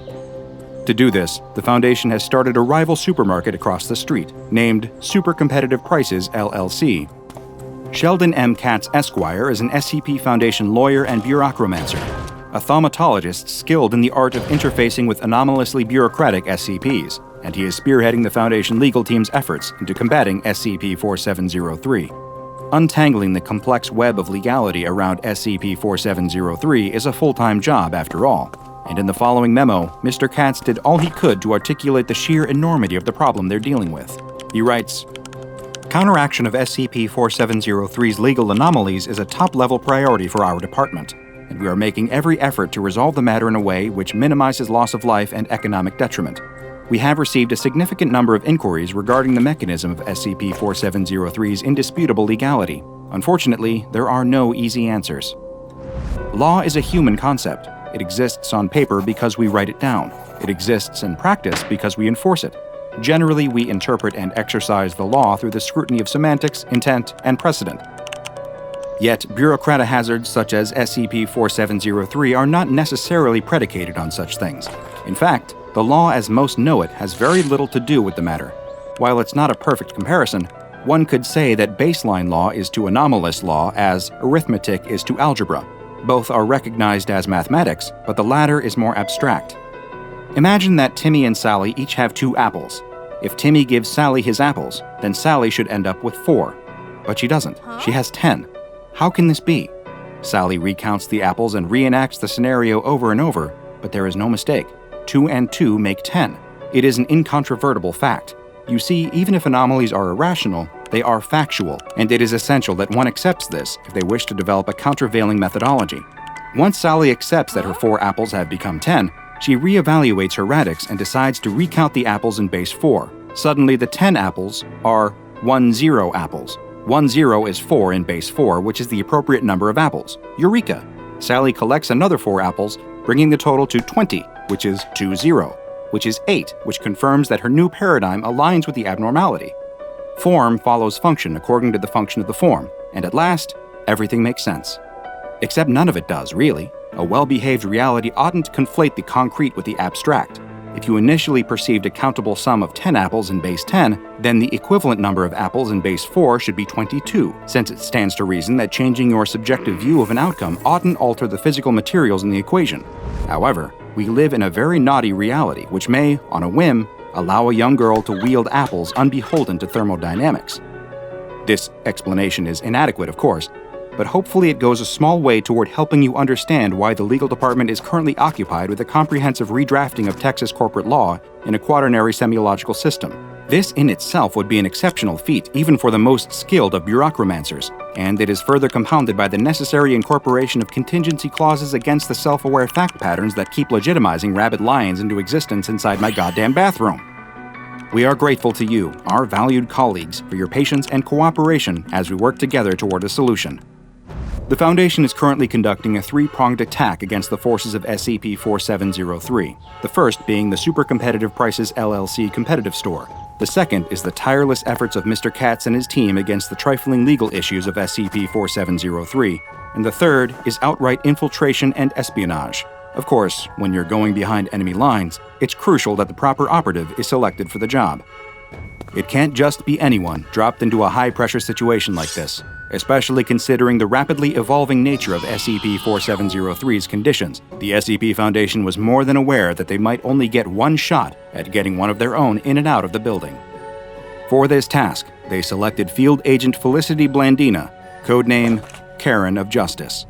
Blandina was uniquely qualified for a job like this.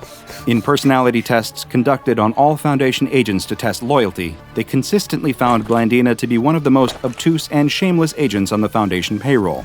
During group lunches with other staff members, she has been reported numerous times sending meals back to the kitchen when she felt they were unsatisfactory. And Foundation cyber analysts have detected multiple posts on various social media networks made by her, directly tagging and criticizing brands that provided products or services she perceived as being subpar. While these qualities made her a terror to the customer service staff in her local area, they made her the ideal candidate for bypassing the bureaucratic stronghold of SCP-4703. If anyone could do it, it would be Field Agent Felicity Blandina. She was sent into the building with an expired coupon under the pretense of being an unhappy customer. She spoke to a sales assistant inside the store named Daniel Paulson, who explained to her that her coupon was denied because it was only applicable when the recipient submitted to ritual castration performed by the SCP-4703 staff. Seeing as Agent Blandina didn't have the necessary equipment to undergo such a procedure, Paulson generously offered to provide her with a free surgery to have the proper parts attached, though finding a suitable donor would likely take several months. Agent Blandina, following her well-trained Foundation directives, could not be assuaged by the bargain. Instead, she pressed on, first guilt-tripping him with sob stories about her children, then her lifelong struggles with astigmatism, and even threatening Paulson with physical violence. Eventually, she delivered the true coup de grace, demanding to speak to the manager. Showing clear reluctance, Paulson agreed and led Agent Blandina to a door near the front of the store. It opened up into an unlit staircase that descended into the darkness below. At the bottom, they found a break room that appeared similar to a bunkhouse in a prisoner of war camp, containing hammock after hammock filled with uncomfortable sleeping employees. Paulson informed Agent Blandina that some of the people who work at the store were once normal civilians who'd been exploited with a number of legal loopholes, and now lived inside the store full-time. Some, for example, had stayed in past closing time, which had resulted in them becoming store property for a minimum of a year. Paulson himself had entered a raffle for an abs transplant, and instead won servitude at SCP-4703, which he couldn't legally turn down thanks to the powerful anomalous laws of the store. As Paulson and Agent Blandina ventured deeper into the bowels of the staff area, they passed 11 unmarked doors, before finally stopping in front of the 12th and last one. She opened the door and discovered shelves and stacked boxes within. Agent Blandina expressed incredulity at the idea that the store's manager would be kept inside of a supply closet in the basement, but Paulson insisted that this was indeed the manager's office, and as he did, he pulled a string connected to the ceiling. This caused a wall of boxes to split down the middle like a secret doorway, revealing a large executive chair facing the wall on the other side of the room. Still maintaining the cover story that she just wanted a discount, Agent Blandina pressed on and approached the chair.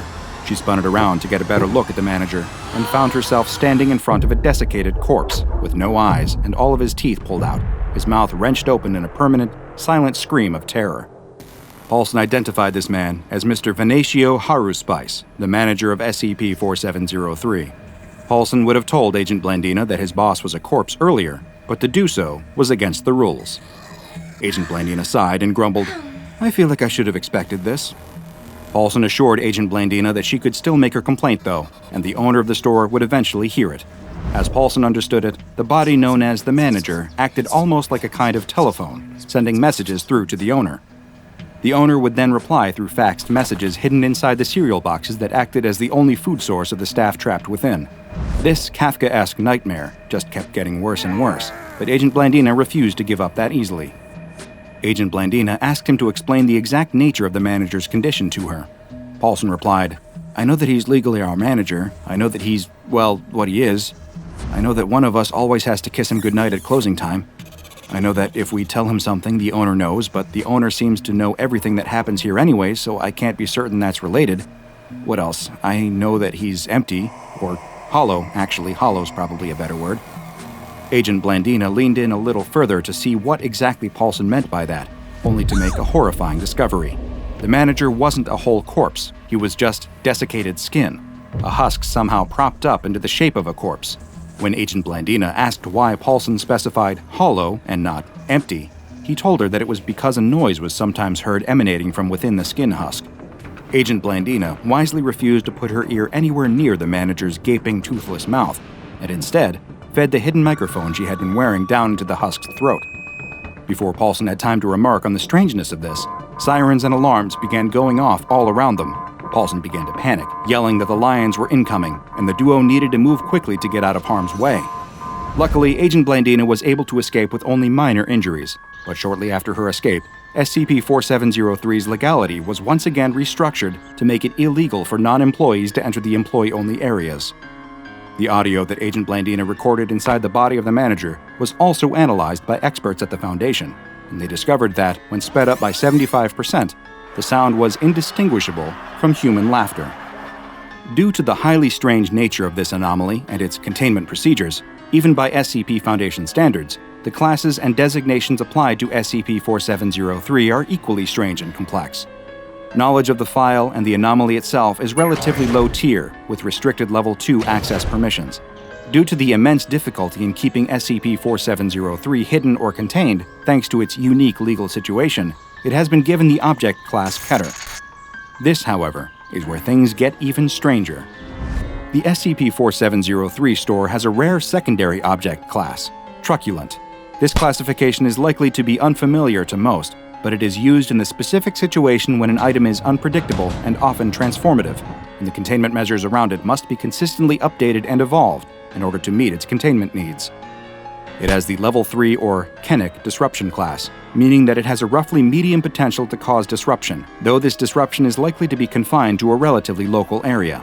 And finally, it has the Risk class Warning, meaning that it presents a high risk to all who interact with it, complete with the possibility of causing severe harm, including death, though legally, due to a missive sent from the law firm working in association with SCP-4703, I am obliged to tell you that it's mainly because the bargains at "yeah, we're totally going to sell you this" are simply to die for, which is perfectly legal, thank you very much. The early morning sun rises, casting its radiance over the field. The shepherd stands guard, watching his sheep graze. It's a beautiful morning. The sheep are quiet, and his loyal dog is at his side. But the shepherd is perturbed. He is certain that there are sheep missing. He wanders through the field, counting the sheep off one by one, but no matter how many times he counts, he simply cannot make the numbers gel. There are definitely 5 sheep missing. How is this even possible? His family has been in the sheep herding business for generations.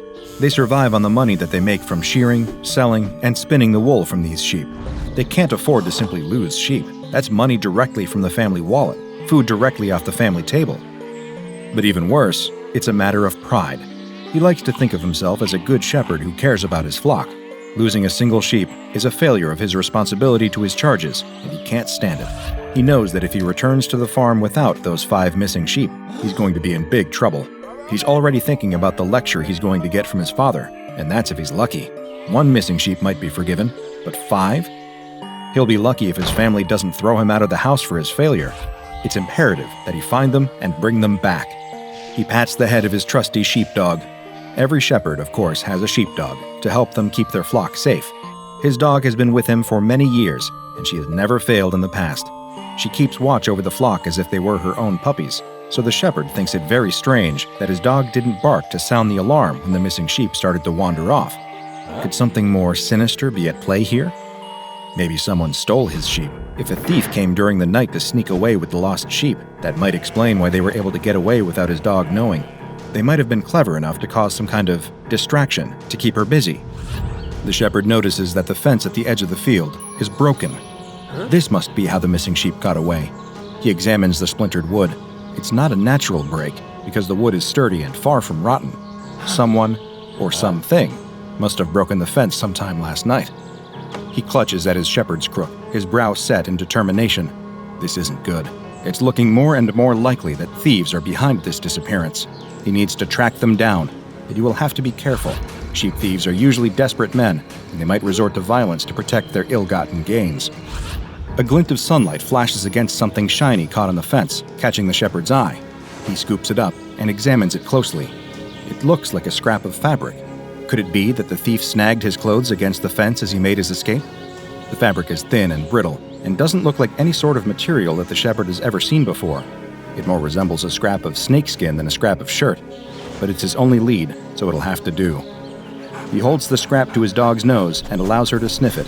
She snuffles at it and then immediately raises her ears, alert. He commands her to follow the scent, and she obeys. She puts her nose to the ground and starts to track. He follows her. The dog leads him out of the field and across the way. He is surprised to see that she is leading him toward a nearby forest. He gulps in sudden fear. He's never been into these woods, and, in fact, his family has often warned him to stay away. Everyone in his village loves to repeat rumors that this forest is haunted, filled with every sorts of scary monsters and demons. Why would the sheep thief brave these cursed woods? On the other hand, that would make sense though, wouldn't it? A thief would need a lair that was hidden and difficult to approach, so that they wouldn't have to worry about getting caught. These woods would be a perfect hiding place. Still, he can't help but wonder. His dog lifts her head and whines at him, indicating that he should follow. He steels his resolve and continues on. His fingers clutch tightly to his staff, his knuckles going white with fear and tension.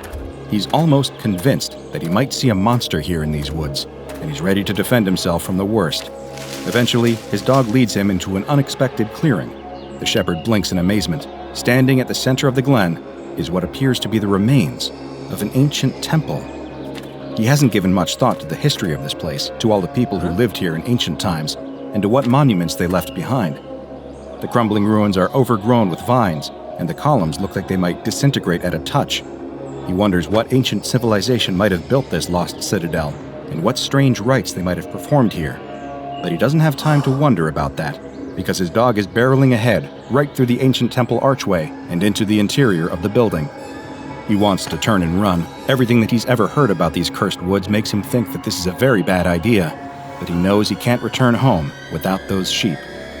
Just as he's about to enter the temple himself, he suddenly hears loud barking, followed by whining and whimpering.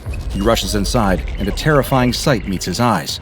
Indeed, it seems like his family was right when they said that these woods are full of monsters, because his dog has cornered one right here.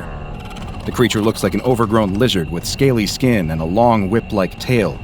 Immediately, the shepherd surmises that the scrap of fabric that he found earlier didn't come from a person's clothes after all. It's obviously a piece of shed skin, no doubt from this creature. That long tail definitely looks especially snake-like, so it's no surprise to think that this thing might also shed skin just like a snake would. In the gloom of the temple, he can see his missing sheep standing in the corner, perfectly still and perfectly quiet. He's surprised to see that they're still alive. What kind of predator kidnaps its prey and then keeps it alive instead of devouring it instantly? It's also very odd that the sheep are being so still, but it's probably just that they're petrified with fear. The good news, though, is that if his sheep are alive, that means he can rescue them. The creature spreads a large frill around its neck as it hisses, apparently hoping to intimidate the shepherd's dog. The dog is not frightened, though, and only barks louder. She's bravely guarded the shepherd's flock for years, and she's never been one to back down from a fight, even when she's threatened by a bear or wolf. So of course, she's not going to back down from a lizard. The shepherd feels nervous being so close to this creature simply because it's so strange, but the truth is that it doesn't look like it could do that much damage. That hissing feels like bluffing, because, realistically, what's it going to do? Bite? The shepherd is no expert, but he's never heard of a venomous lizard. He steps forward to get a better look, and the creature tenses. It's obviously nervous. It's not even that big. His dog is way bigger than this creature and shouldn't have any trouble taking it in a fight. He's seen his dog fight off rats bigger than this lizard. The creature spreads its frill again and hisses even more sharply, but that only makes the shepherd even more confident in his assessment. It's trying to look bigger than it really is, he realizes. It's trying to intimidate him. Well, that's not going to work. But then, to his astonishment, his dog stops. The dog and the creature stare at one another so intently that the shepherd thinks they are actually gazing into each other's eyes. After holding its gaze for a beat, the dog suddenly collapses. The shepherd yelps in fear and confusion. His first instinct is to run to his dog to see if she's hurt, but suddenly, the creature turns its gaze on him. He stands frozen. The creature's eyes almost seem to cast a spell on him, and he feels mesmerized, unable to move or even to think. All his thoughts drain away, and the whole world starts to fade. Nothing is real except those two malevolent red eyes. The shepherd is absolutely paralyzed. It's not just terror. He finds that he can't move a muscle. He can only watch as the strange reptile approaches his frozen dog and suddenly bites her on her exposed flank. It lashes out like a snake would when it injects venom into a victim. The shepherd was sure that there weren't any venomous lizards in this area, but now he's not so sure when he's watching this scenario play out. He expects his dog might start to convulse or spasm if she's been poisoned, but she remains completely still. Suddenly, he sees something so shocking that he's certain he must be losing his mind. Could it be? The area around the bite is starting to change color, becoming a dull gray. But as he watches, he realizes to his horror that he's not just watching a color change. This is something more. His dog is slowly petrifying, hardening, her fur stiffening into stone. She is literally turning into a statue right before his eyes. He can't move, but his eyes flick to the corner of the room where his sheep are still standing. Now he understands. It was hard to tell before, because of the darkness and also because the very idea was so preposterous that it didn't even occur to him. But the reason that the sheep were so still and quiet was because they weren't sheep anymore. They were mere statues. Somehow, this creature was able to turn things to stone with the force of its venom. He wants to scream, he wants to yell, he wants to break free and run away, but he's powerless to move. Fear wells up inside him as he sees the creature turn its attention from his rapidly petrifying dog and start to move toward him. It hisses again and strikes out, sinking sharp, needle-like teeth into his leg. The shepherd is so frozen that he can't scream, not even at the unbelievable pain as those teeth sink deep into his flesh. But the pain doesn't stop when the creature retracts its teeth. He can feel the pain spreading outward from the site of the bite, spreading down his shins and up his legs, through his whole body. His body is hardening fast, making it hard to breathe and impossible to move. But even as he turns into a statue, he can still see everything around him, still sense the presence of the creature, still think. His thoughts aren't affected at all, other than being nearly out of his mind with terror. What could be next? The shepherd is frightened, but all he can do is wait. He's not sure how long he waits, because time has no meaning here. In the gloom of this ancient temple, he's not sure if it's day or night. He idly wonders if this temple was built for this monster, by people who worshipped it for its great and terrible power, or by people who feared it, and hoped that maybe this temple would keep it contained. Or is it mere coincidence that it's taken up residence here, just as bats might roost in an abandoned building? He has no way of ever knowing. The only indication of the passage of time is the coming and going of the creature, which, even if he can't turn his head to see its movement, he can hear its shuffling and hissing. Occasionally, he hears a sound that frightens him even more, a sound that can only be described as statuary shattering, and he wonders if that will ultimately be his fate. His question is answered one day when it seems that hunger has driven the creature to dig into its larder of petrified prisoners. The creature approaches him, and he can feel it gnawing at his feet with its big, ugly beak. It's pecking at him, harder and harder, until suddenly the shell breaks and it's chewing on the flesh of his leg. Once again, the pain is unbearable. The shepherd can do nothing but wait. At least he thinks it will all be over soon. Better a quick end at the jaws of a monster than a slow death trapped frozen in stone, he thinks. It's the very best that he can hope for. That shepherd had just run afoul of a creature that appears to come straight out of medieval mythology, matching the description of the deadly monster known as a cockatrice or basilisk, but the SCP Foundation knows it as SCP-1013, a nasty little piece of work with, quite literally, a paralyzing stare. SCP-1013 is a small reptile resembling a lizard, but with several key differences that set it apart from any other animal in this order. It was recovered in Egypt. An interesting coincidence, since medieval bestiaries often regard that region as the ancestral home of the basilisk. However, Foundation agents believe that since no other specimens were found in the area, that SCP-1013 is not a naturally occurring animal and might have actually been bioengineered. While SCP-1013 itself is only 60 centimeters long, its abnormally long tail measures nearly 121 centimeters long. It can use its tail to distract prey. It has a wide frill around its neck that it can extend at will, similar to that of the Australian frilled lizard. Its head does not look like any other known lizard, though, with a serrated beak and a distinctive head wattle that many researchers feel gives it the appearance of a rooster. Its beak is filled with long, needle-like teeth. But stranger than its appearance is its hunting methods. When it spies potential prey, SCP-1013 will extend its neck frill with a sudden, snapping sound. The frill appears designed to attract attention and encourage victims to look into the eyes of SCP-1013, because its eyes are, of course, where it holds its real power. The mythical cockatrice was said to be able to turn a person to stone with the power of its gaze, similar to the petrifying powers attributed to the Gorgon Medusa of Greek mythology, and SCP-1013 is very similar to its legendary namesake in this regard. Anyone or anything making direct eye contact with SCP-1013 will experience stabbing pain in most major muscle groups, followed by full paralysis setting in within 3 seconds and lasting up until 8 minutes. It is currently unknown how SCP-1013 achieves this paralyzing effect. Once its prey is paralyzed, SCP-1013 will bite its victim with its needle-like teeth, thus initiating a process of calcification. The victim will gradually stiffen and harden, almost as if they are turning into a statue. The process will begin at the site of the bite and gradually work its way through the body so that a full-grown adult will become completely calcified within 15 minutes. As of yet, there is no known way to stop or reverse the process. The calcification process only affects the outer layers of the victim, extending about 3 centimeters into the body, leaving all organs and internal tissues intact. It also does not affect the eyes or mucous membranes. This means that victims of SCP-1013 are still alive, but cannot move or react. Perhaps even more horrifying, SCP-1013 then eats its victims alive. SCP-1013 feeds by breaking the hardened outer layer with its beak, much like a young chick would break its way out of an egg, and then feeding on the soft tissues preserved within. The victim will experience excruciating pain as the creature eats them alive, but they cannot resist. They cannot even scream to give voice to their pain. SCP-1013 has a voracious appetite and will consume nearly twice its body weight at each feeding. Victims usually die of blood loss before SCP-1013 can complete its meal. SCP-1013 does engage in caching behavior and has been known to store petrified victims for later consumption.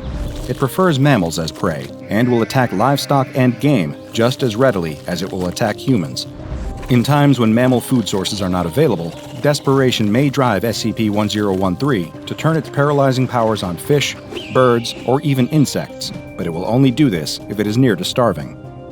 SCP-1013 is hermaphroditic and, unlike other reptiles, does not reproduce sexually, but instead undergoes a process similar to budding or basic cellular division.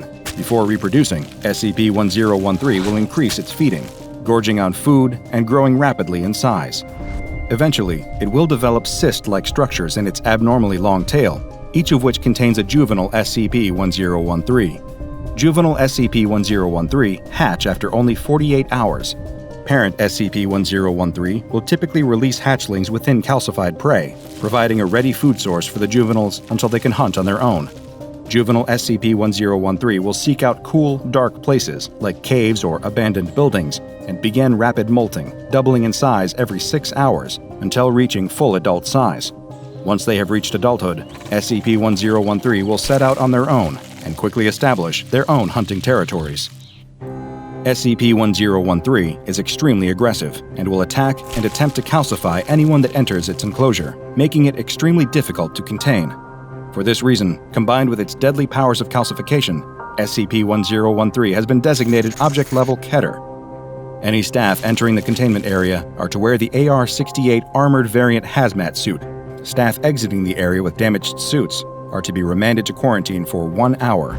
Staff becoming paralyzed during cleaning, feeding, or testing cycles are to be immediately removed and remanded to medical custody until 5 hours after recovery. SCP-1013 is to be fed daily with one small mammal. However, any calcified animal remains are to be removed from the 1013 containment chamber and incinerated for safety reasons. 1013 is a frightening reminder that, while many entities have piercing gazes, comparatively few can end your life. Few, however, does not mean zero. A teenaged boy and girl are sitting on surfboards, gently bobbing up and down in the calm ocean water. This surfing trip didn't turn out nearly as exciting as they had hoped it would. So with no waves in sight and the pair growing bored, they decide to head back to shore. Just as they're about to start paddling back, though, the girl gives one last look and spots the water swelling in the distance. She calls out for her friend to stop. It's just what they've been waiting for. Waves are coming in, and big ones too. They can see that they're going to break at the perfect time. Maybe this trip will turn out to be a good one after all. The boy tells the girl that she can have the first one, and she starts paddling to catch it. She pops up on her board just as the wave breaks, riding it expertly towards the shore, as the boy does the same on his own behind her. They have a great time, riding wave after wave, each one coming in bigger and stronger than the last. The girl starts to worry, though, that they might be getting too big and fast. As the girl finishes surfing another perfect wave, she looks back at the boy just in time to see him wipe out on an especially tall one. He and his board are pulled beneath the water, and both disappear under the breaking wave. She hops off her own board and stands in the waist-deep water, watching for her friend to emerge. But he doesn't. She scans the horizon and calls out for him, but there's no sign of her friend. She's getting worried. He should have surfaced by now. She doesn't see any sign of him or his board. What's going on? Boo! The girl jumps with fright and turns around. The boy is standing behind her. But how did he get there? He tells her that the last wave was a crazy one that must have pulled him and his board under the water towards her. He's never experienced anything quite like it, but he's fine now. There's nothing to worry about. The girl, still trying to catch her breath from the fright, gives him a playful punch on the arm and recommends that they call it a day. The waves are getting stronger, and if he was pulled under once, then who knows what would happen if one of them wiped out on an even bigger one. Besides, the boy looks like he might have hurt himself, and the girl points at a small cut on his arm that's starting to bleed. The boy tells her that it's only a scratch, and insists on catching one more wave before they head home. He doesn't want to miss this opportunity to ride these great waves when they have the whole ocean to themselves. He tells her that she can head back if she wants, but he's going out one more time. The boy starts to paddle back out, and the girl reluctantly follows him. As they wait to catch a wave, she tells him that this time he can go first. She's not going to let him scare her again. The boy promises no more surprises and goes to catch another wave. The waves are coming faster now, and she's able to get on one right behind him. As she surfs towards the shore, she keeps one eye on the boy. These waves are tough, and she needs to focus, but her attention is drawn towards her friend. She sees something forming on his wave. It looks like the water itself is growing out of the crest of the wave and reaching towards the boy. It looks like the jaws of a shark. The girl screams, and the boy looks back, straight into the gnashing teeth of the shark reaching out of the waves. The boy yells in fear and falls, tumbling into the water just underneath the mouth, as its jaws snap shut on his board right where he was standing, splintering it into pieces. The girl can't believe what she's seeing and stumbles on her board. She catches herself but looks behind her just in time to see the same jaws coming out of the wave towards her. The boy emerges out of the water carrying his friend onto the nearly empty beach. He lays her down in the sand, screaming for help as a few beachgoers start running towards them. No one has any idea what they could possibly do to assist, though. Both of the girl's legs have been bitten off at the thigh, and it's clear she was dead long before he carried her onto the beach. Bonjour! Today's file comes from our friends at the French branch of the SCP Foundation, a frightening and dangerous aquatic anomaly that has been designated SCP-054-FR, but is appropriately also known as Blue Fear. SCP-054-FR is an oceanic phenomenon that has been observed occurring in several different regions spread across the world. In these areas, of which at least 5 have been identified, certain waves will display extremely dangerous anomalous activity. The waves themselves will seem to physically transform, taking on a shape that resembles the mouth and jaws of a Carcharodon carcharius, a species of shark better known to most as the Great White. The giant shark mouth, which is full of row upon row of razor-sharp teeth, will often go unnoticed until it is too late for the unfortunate victim, with the roar of the powerful wave itself covering up much of the sound of the gnashing jaws as it attempts to bite the targeted individual. The SCP-054-FR phenomenon will only appear on waves in these areas that are at least 4 meters in height, but a maximum height on which the jaws will manifest has yet to be identified. Waves carrying the anomalous effect are changed in other ways too. Not only does a terrifying set of carnivorous jaws appear out of the water, but the wave will move faster as well, with SCP-054-FR waves having been measured at rolling 3 times the speed of normal, non-affected waves. The frequency of just how often SCP-054-FR will affect waves is not well understood, but what is known is that waves will speed up when a human or non-aquatic animal is in the water between a wave instance and the coast. The frequency of 054-FR waves will increase dramatically as well when individuals in the area are at least 250 meters from the coast. And SCP-054-FR does not care which aquatic activities you're engaging in when it spots you that far from shore. There have been documented cases involving casual swimmers, snorkelers, and divers, but surfers are, for some unknown reason, far and away the most likely victims. Observations have shown that non-aquatic animals are also at risk of triggering the effect, such as in the case of several seabirds that were seen floating on the water just before an SCP-054-FR wave crashed down on them, and the birds vanished, leaving only blood and feathers floating on the surface where they once were. Even some aquatic vehicles like jet skis and small boats have been observed being attacked by the anomalous shark jaws, though it seems to avoid going after larger vessels. If more than one person is present in the area that SCP-054-FR is manifesting, though, then additional instances of the jaws are able to form, either on the same wave or on multiple different ones in the area. The injuries caused by SCP-054-FR are very similar to those of a normal, non-anomalous great white shark, and the force of the jaws appears to be proportional to the size of the wave itself, with larger waves being more powerful than smaller ones. Victims of 054-FR attacks have had entire limbs ripped off. Others were torn completely in half, while some simply disappeared beneath the wave as it crashed down on top of them and the jaws snapped shut. The only way to avoid being bitten or swallowed whole is to dive down under the wave before it impacts, but the opportunity to do so is quite rare given the wave's ability to sneak up on its victims, and the injuries that are nearly always sustained from an appearance of SCP-054-FR are fatal in 68% of recorded cases.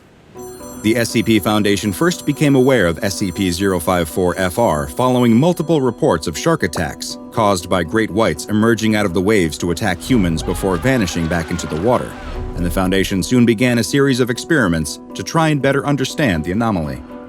The first test performed by Foundation researchers was quite straightforward and involved dumping large quantities of animal blood into the water in an area where SCP-054-FR was reported to have been attacking people. Just like with a normal shark, the blood seemed to act as a trigger for the anomaly, causing it to manifest in less than 2 minutes, and the researchers watched as the shark jaws tried to bite at the blood as the wave rolled over it. The test was repeated, but this time human blood was used instead.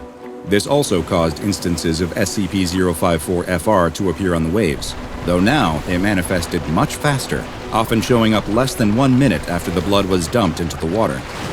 It seems that SCP-054-FR has a strong preference for humans, or at least their blood, and only a small amount is all that is needed to cause the shark jaws to quickly appear.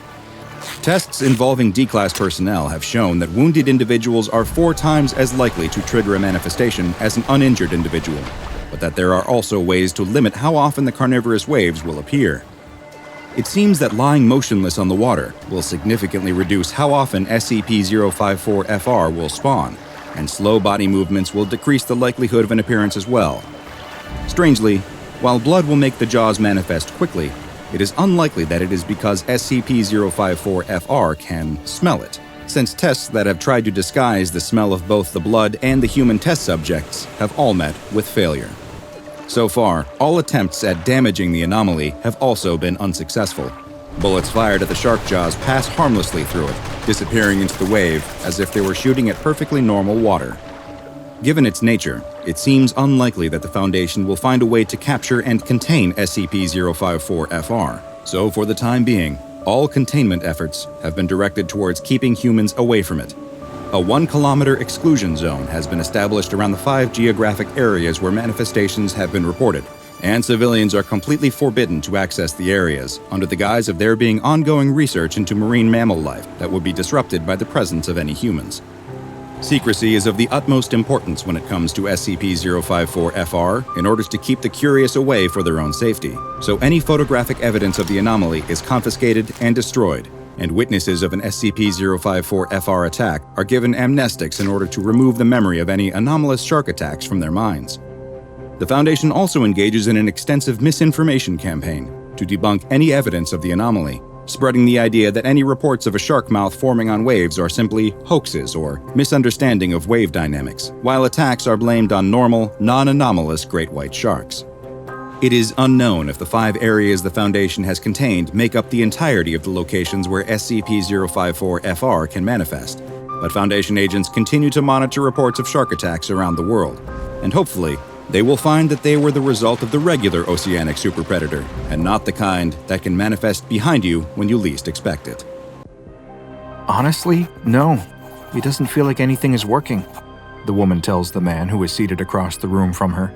She's been coming to see him for several months now, but she doesn't feel like she's made progress on any of her issues. The man listens and nods as he jots down some notes on his pad of paper. He has something he wants to discuss with her. She may feel as though she's run out of options, but there is one other thing they could try. He's seen lots of success using this with his other patients, though it's a technique that many would deem to be rather unconventional. The woman is unsure. Unconventional techniques don't exactly instill her with confidence. But at this point, what did she have to lose? The man stands up and motions for the woman to follow him. He leads her out of his office to a section of his practice that she's never seen before, where they stop in front of a closed door. On the door is a window covered by a curtain, and she notices that there are a set of strong locks as well. He unlocks the door and ushers her inside, where she finds that it is a small room, maybe 10 feet across at most, with thick padding on the floor and walls, and bright white lights set into the ceiling. He tells her to wait there just a moment and to make herself comfortable before he excuses himself. The woman looks around at the padded room, wondering just what it is that she's agreed to. The man returns, and now he's holding something. A garment bag. He unzips it to reveal a dark piece of clothing inside, but when he takes it out, she sees now that it isn't clothing at all, at least not any normal kind. It's a straitjacket. The woman is scared, unsure if she wants to go through with this, and he does his best to put her at ease.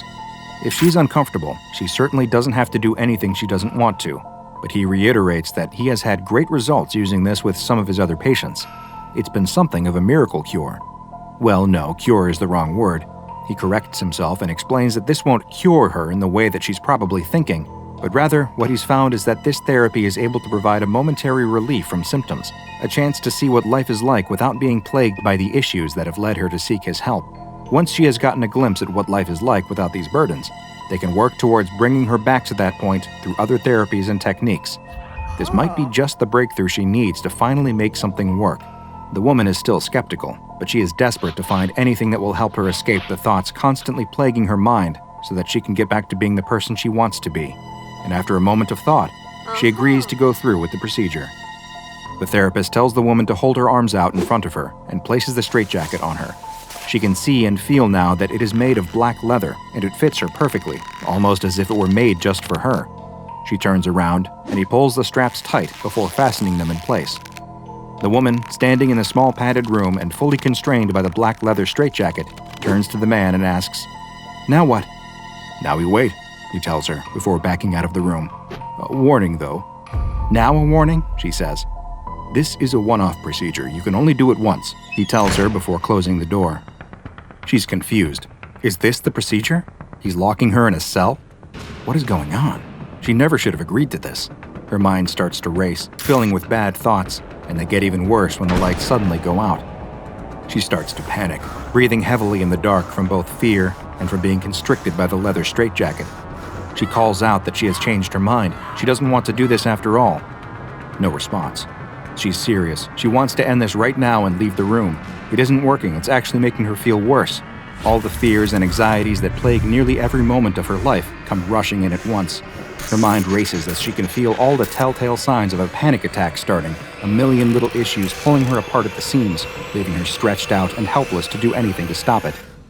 But then suddenly, there's a change.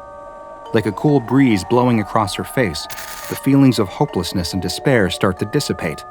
Her anxieties feel as though they were melting away into the dark, leaving her with only the comforting embrace of the straitjacket. It isn't that she feels happy necessarily. She simply feels normal, content with herself and her situation. It's an incredible feeling, and she basks in the joy of not feeling bad. She doesn't know how long she's in the dark room feeling content. Minutes, maybe hours.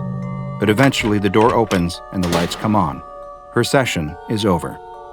She leaves the office with a new perspective on life. Most of the feelings of satisfaction have gone away already, but still she feels renewed, ready to tackle her issues so she can feel what she felt in the straitjacket again, so she can feel normal. By the next day, though, her new lease on life is completely gone, and she's on the phone with the man pleading with him to let her come in immediately and wear the straitjacket again. He warned her, though, that it was a one-off procedure. Too much exposure is dangerous. She needs to focus on other treatments instead. The woman only wants to come wear it for a little bit, though, just a few minutes to feel that way again. He tells her it's impossible, though. She should be happy it was so successful and move on to new techniques. And besides, he's leaving for a conference and won't be back for a week. They can discuss things again when he gets back. It's raining that night as a figure in a dark coat breaks the glass on the front door and reaches through to unlock the door. The woman enters the office and hangs her wet jacket on the wall. Her flashlight illuminates the room they have their sessions in. No one is there. She walks deeper into the building and spots the door to the padded room.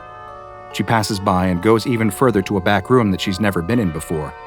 In the room, against a wall, is a metal trunk. She opens it to find the dark garment bag with the leather straitjacket inside. "What do you want me to do again?" the young man asks. He was just supposed to be delivering a pizza, and his boss would be angry to learn that he allowed a customer to invite him in. "This is my office," she tells him, "and I'm working on some new techniques for my patients, but I need to try them out myself first. That makes sense, right?" "Well, sure, I guess," he responds. "But for this particular one, I need some help. It's a secret, though, so I can't get any of my colleagues to help me. But you can help me, right?" The young man nervously swallows the soda she's given him and nods in agreement. She explains that all he has to do is help her tighten the straitjacket, close the door, turn off the lights, and listen. In a little while, when she's finished, she'll ask him to come inside and take it off her. That's it. The young man still seems a little wary of the request. "What happened to your door?" he asks, but she ignores his question and pushes a wad of cash into his hand. The young man shuts the door to the padded cell, and a moment later, the lights go out.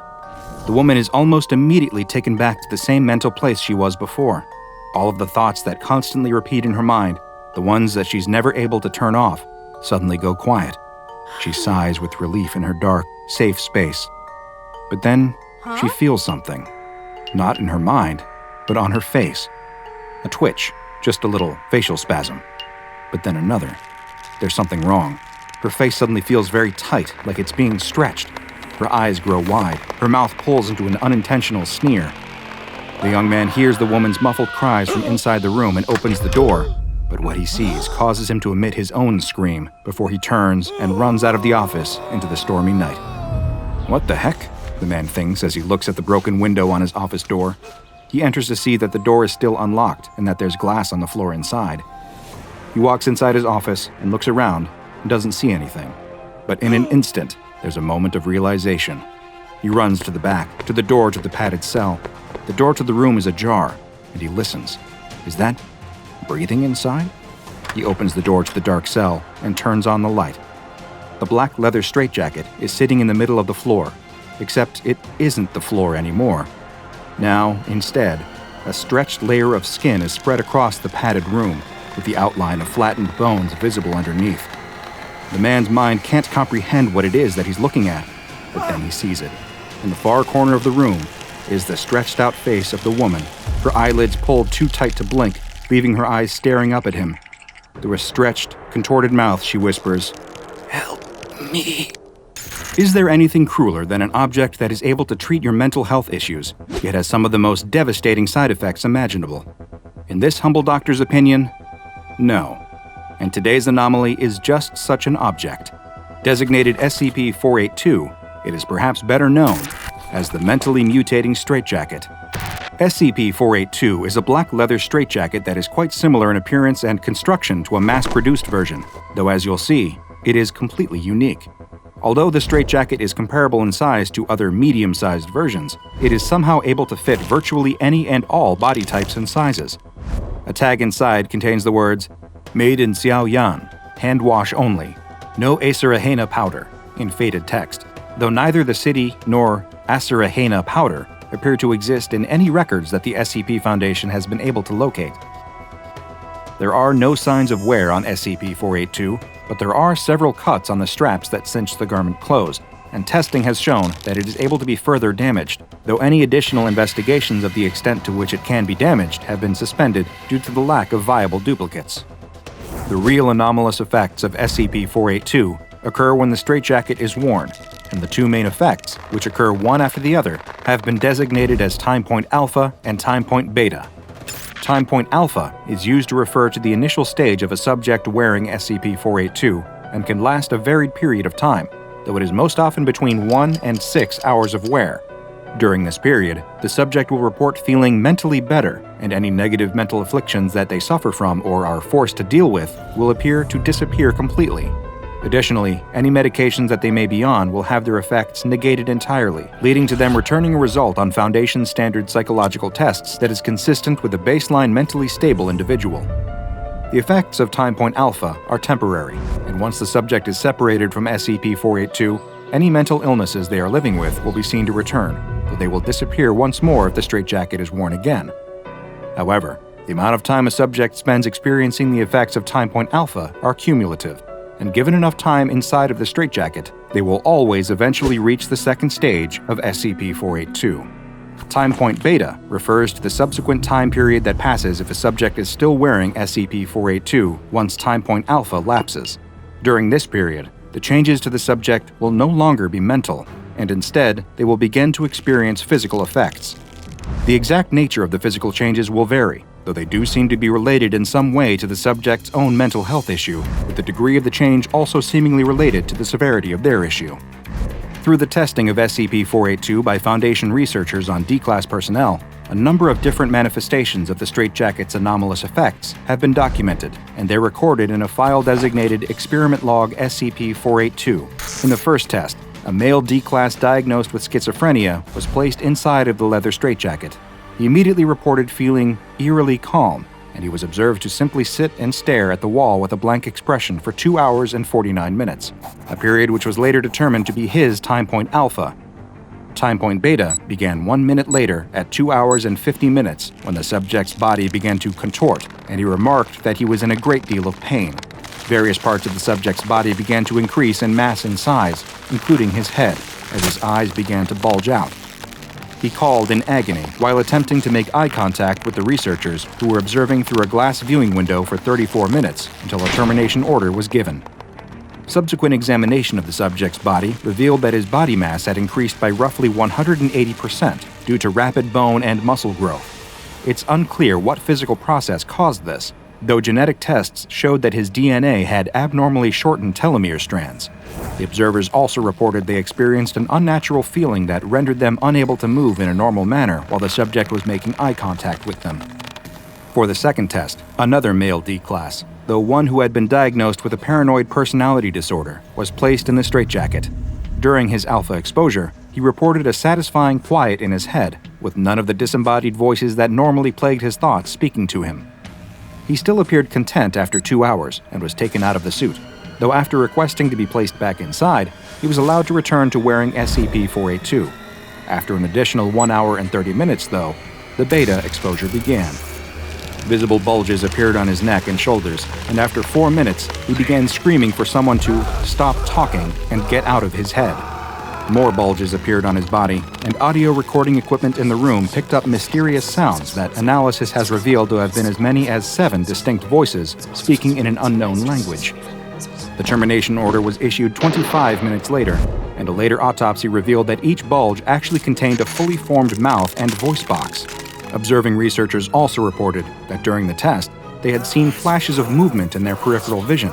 and subsequent review of the taped footage revealed small shadows appearing and disappearing in the room throughout the test.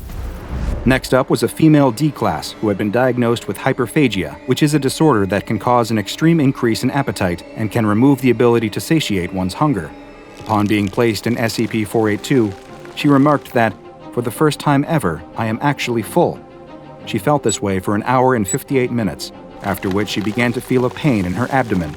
The D-class fell into the fetal position as the pain increased, and her limbs were observed to begin retracting into her body, accompanied by loud snapping sounds as presumably the bones started to crack and break. "Oh God, it's eating me! Oh God, it hurts!" she cried out, and a termination order was immediately issued. The autopsy that followed revealed that the woman's body had somehow formed a second digestive system that had begun to consume her own body mass, and if left unchecked, would have eventually digested it in its entirety. Following this test, the observing researchers reported that they were unable to satisfy their own hunger cravings with normal amounts of food, and several of them actually had to be restrained by security staff in the on-site cafeteria. Luckily, these urges appeared to fade after several days. In the final test, a D-class personnel with pyromania was placed in SCP-482. Despite the impulse control disorder normally causing them to start fires whenever given the chance, they now ignored all of the flammable materials offered to them by researchers. After 1 hour and 33 minutes, though, thermometers in the testing room noted a sudden sharp rise in temperature.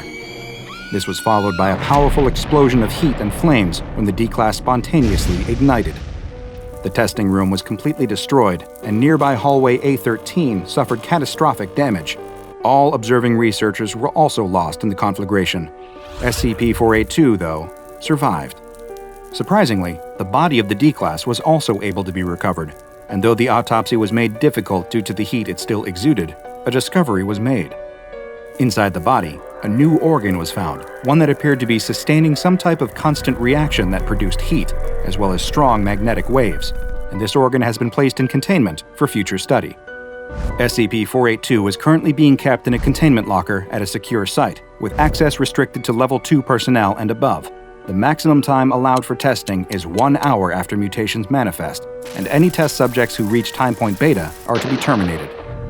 Following termination, SCP-482 is to be removed from their body prior to autopsy. The straitjacket is then to be thermally cleansed and all biological traces of the prior subject removed before it is used for testing again. Now I bet you are telling yourself, well, this sounds pretty easy to contain. I bet this is a safe class anomaly. And normally, I would agree with you. But perhaps you noticed something strange in the experiment log. Did you pay attention to the reports from observing researchers that they too had begun to experience some rather unusual effects simply from watching SCP-482 affect a subject? Did it seem to you as though the mentally mutating straitjacket was somehow projecting the mental illnesses experienced by the subjects onto those observing it? It appears that there may be more to SCP-482 than first meets the eye, and this mystery only deepens when one reads the containment procedures on this anomaly's file and realizes that the person overseeing SCP-482 research is none other than SCP Foundation legend, Dr. Bright. Is the actual testing of SCP-482 not actually taking place on the D-Class personnel, but on the SCP Foundation researchers? A convoluted experiment designed to discover the true extent of its anomalous effects. When it comes to this Euclid-class anomaly, only Dr. Bright knows for sure. A violent storm rocks a merchant ship back and forth. Huge waves roll over the deck and threaten to capsize the vessel. A merchant sailor grips the railing, trying with all his might not to be thrown overboard. With a loud twang, a cable snaps loose. A hand suddenly grabs his shoulder. He turns around with affright to see that it's one of his shipmates. He points towards the bow of the ship and yells over the roar of the storm that they need to try and repair it. The two men make their way to the front of the ship, and the sailor starts working to fix the broken cable. He looks up to see that his mate is no longer working. He's staring straight past him, and there's fear in his eyes. The sailor turns around to see a massive tentacle sticking out of the sea. The huge appendage is mind-boggling in its size. He can only stand there, marveling at it, until it begins violently smashing against the deck. The sailor dives out of the way just before the tentacle crashes down right where he was standing, where his crewmate was still locked in fear. The ship is in chaos as more tentacles appear and slam the deck over and over. One cracks the deck right next to him, sending him flying. He comes to moments later in a wreckage pile. Nothing else has changed, though. Whatever this monster is, it's not stopping its assault on the ship. The sailor stands up and picks up a sharpened piece of wood from the pile he was lying in. He runs over to the nearest tentacle and thrusts the sharpened stick into its flesh. There's a mighty roar from the sea, and the tentacles stop their onslaught. They go limp before sliding into the sea. The sailor looks around at the carnage that's been wrought. Dead bodies and debris litter the deck. He moves to check on his crewmates, when right in front of him, bursting from the sea, is the head of the biggest squid he has ever seen. A massive beast that must be 1,000 meters long. Whatever he had seen before of this creature was truly just the tip of the iceberg. With another roar, the creature lifts up out of the water and wraps its arms around the ship. The sailor only has time to duck down and close his eyes before the entire ship is pulled down beneath the waves. With a gasp, the sailor breaks the surface, screaming and gulping for air. He's alone now, treading water in the middle of the ocean during a storm, but not for long. The squid reappears, its head slowly rising out of the water just in front of him. Its head, the size of a house, has two giant, uncaring black eyes that seem to both see him and not. It extends a tentacle toward him as it leans back in the water, exposing its huge beaked mouth. It wraps its powerful arms around him and starts to pull him towards it, when suddenly, there's an explosion. The squid has been struck by something. Both the sailor and the creature turn to see the most incredible thing. A battleship is coming towards them, slowly rising out of the ocean as if it were somehow submerged, and it's firing on the creature. The squid drops him and starts heading towards the ship.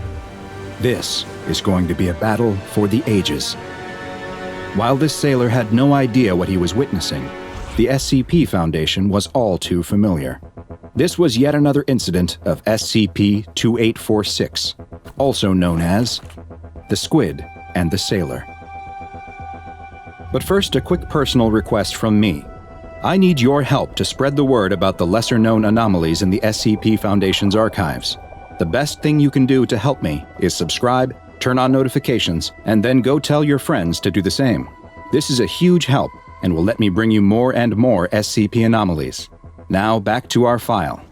SCP-2846 is the name given to a set of phenomena that occur in the Gulf Atlantic region. These phenomena consist of interactions between two entities, known as SCP-2846-A and SCP-2846-B. 2846-A is a gigantic, aquatic creature that resembles a cephalopod, though no similar organism has been discovered that is even close to approaching its size, with estimates placing 2846-A at being at least 950 meters in length. This creature appears in areas of deep water during storms and will attack civilian vessels, especially cruise ships and merchant vessels. These attacks are sporadic and follow no known patterns other than that they take place during inclement weather. They are sudden and without warning, and will nearly always result in the complete destruction of the targeted vessel if they're not intercepted.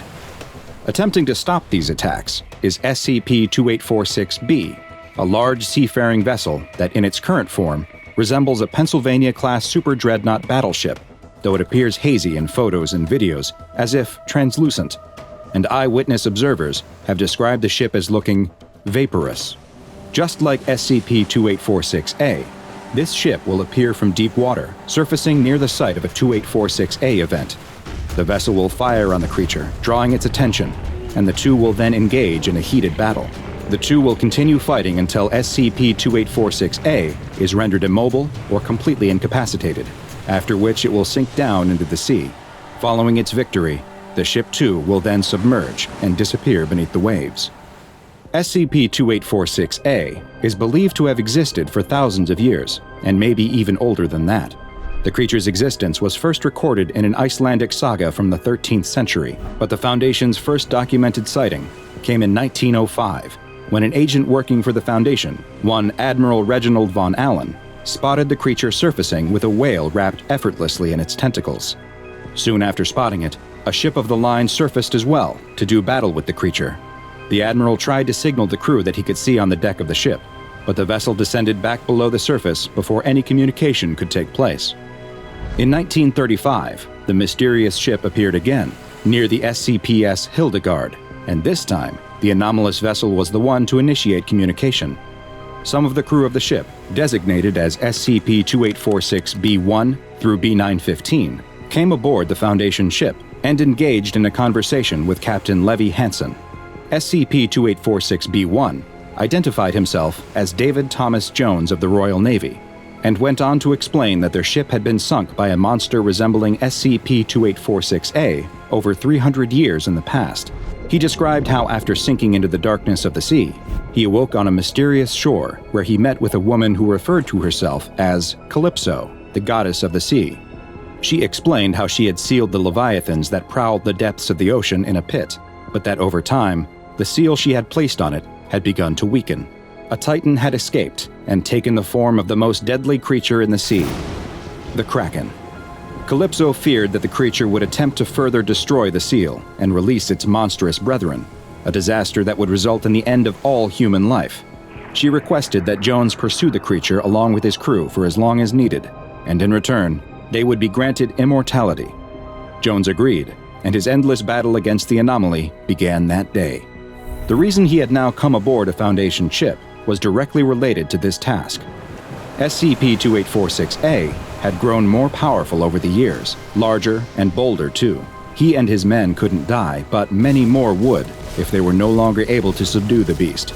He needed something from the SCP Foundation. He needed a bigger boat. Following this conversation, and seeing the value in allowing Jones and his crew to continue their mission, the Foundation commandeered a newly built Pennsylvania-class super dreadnought battleship from the U.S. Navy, the USS Montana. The ship was sunk 15 kilometers from a Foundation naval facility in Cuba. 30 hours later, the ship surfaced from the sea, though it was now more heavily armed than the USS Montana had been. As part of the agreement, SCP-2846-B was fitted with an explosive device that is capable of completely destroying the ship should the crew for some reason ever turn their guns on Foundation or other human targets. In 2013, an important discovery was made after a tracker was attached to SCP-2846-A. Deep in the Atlantic, roughly 1,300 nautical miles west of Florida, a depression in the ocean floor with a large iron object on top of it was found. 2846 seems to return to this site over and over, where it has been observed clearing the rocks from the area. And it appears that it is almost finished with its task. The iron plate on top of the depression is nearly exposed. It's not known exactly what's underneath, but whatever it is, it's hot. Very hot, with temperatures near it measured at over 4,000 degrees Celsius. It's feared that whatever the creature is trying to unearth, it would lead to an XK end-of-the-world scenario, and it is imperative that it not be allowed to do so. And there's more bad news when it comes to SCP-2846. In 2014, the Foundation ship SCPs Pristine was pursuing a large underwater organism assumed to be SCP-2846-A, and signaled to 2846-B to surface and dispatch the creature in what had become the normal operating procedure. Something strange happened, though, and the Pristine was suddenly struck by a mysterious force.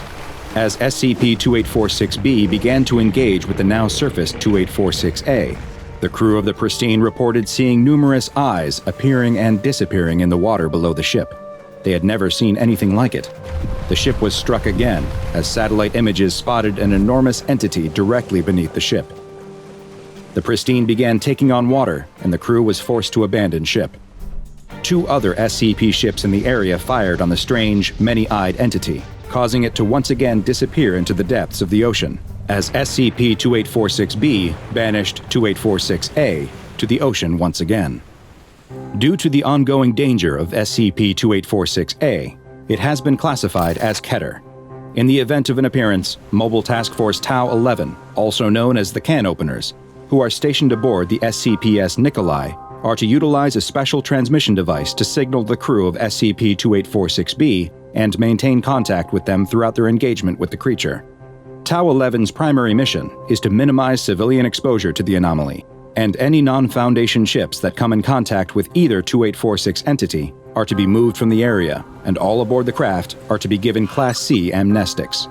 The SCPs Nikolai's captain has been given permission to fire on SCP-2846-A to assist in the fight, and should 2846-B turn hostile for any reason, the explosive device on board is to be detonated.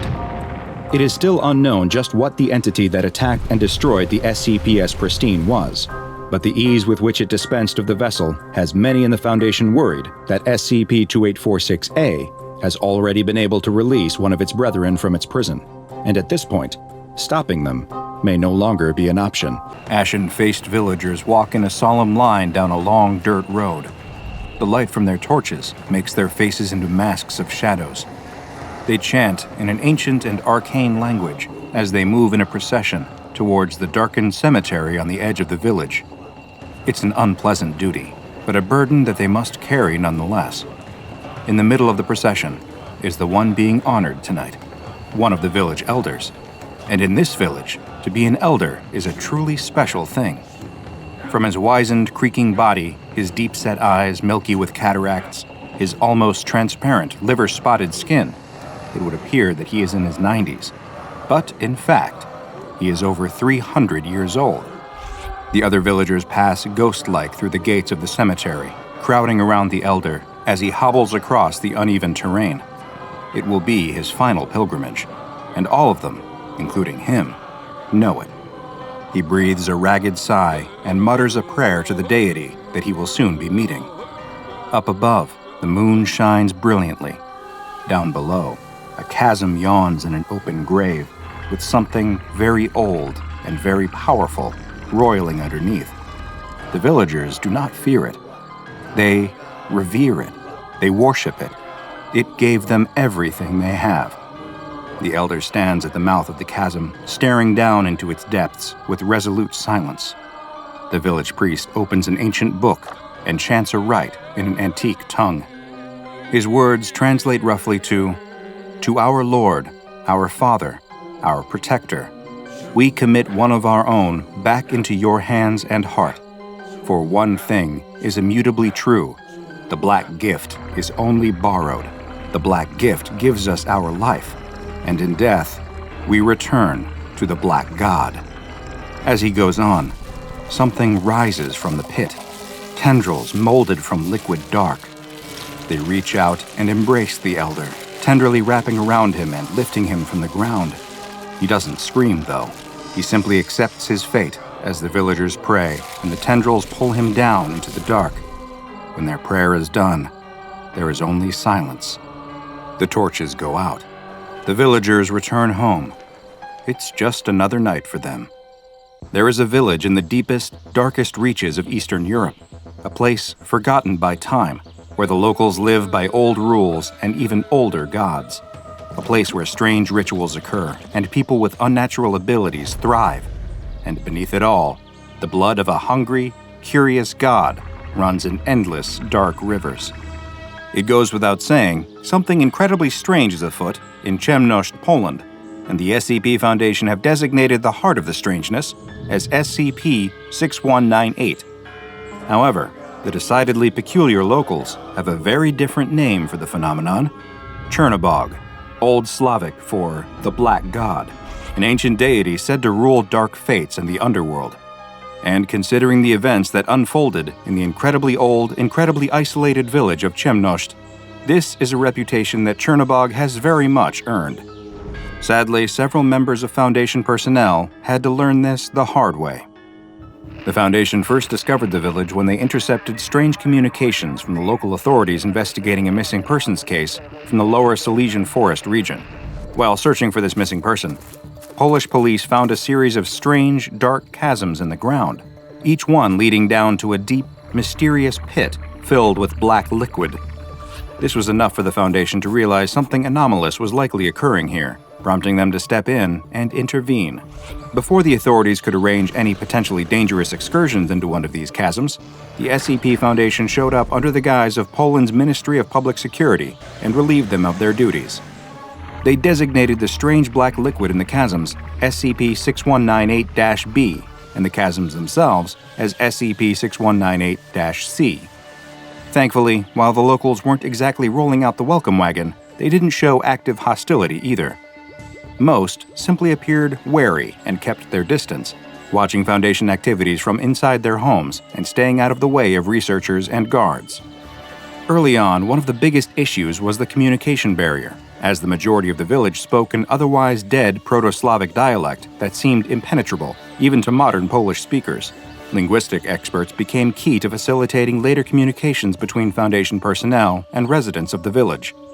The residents of the village were all quite old, but appeared unusually youthful for their ages.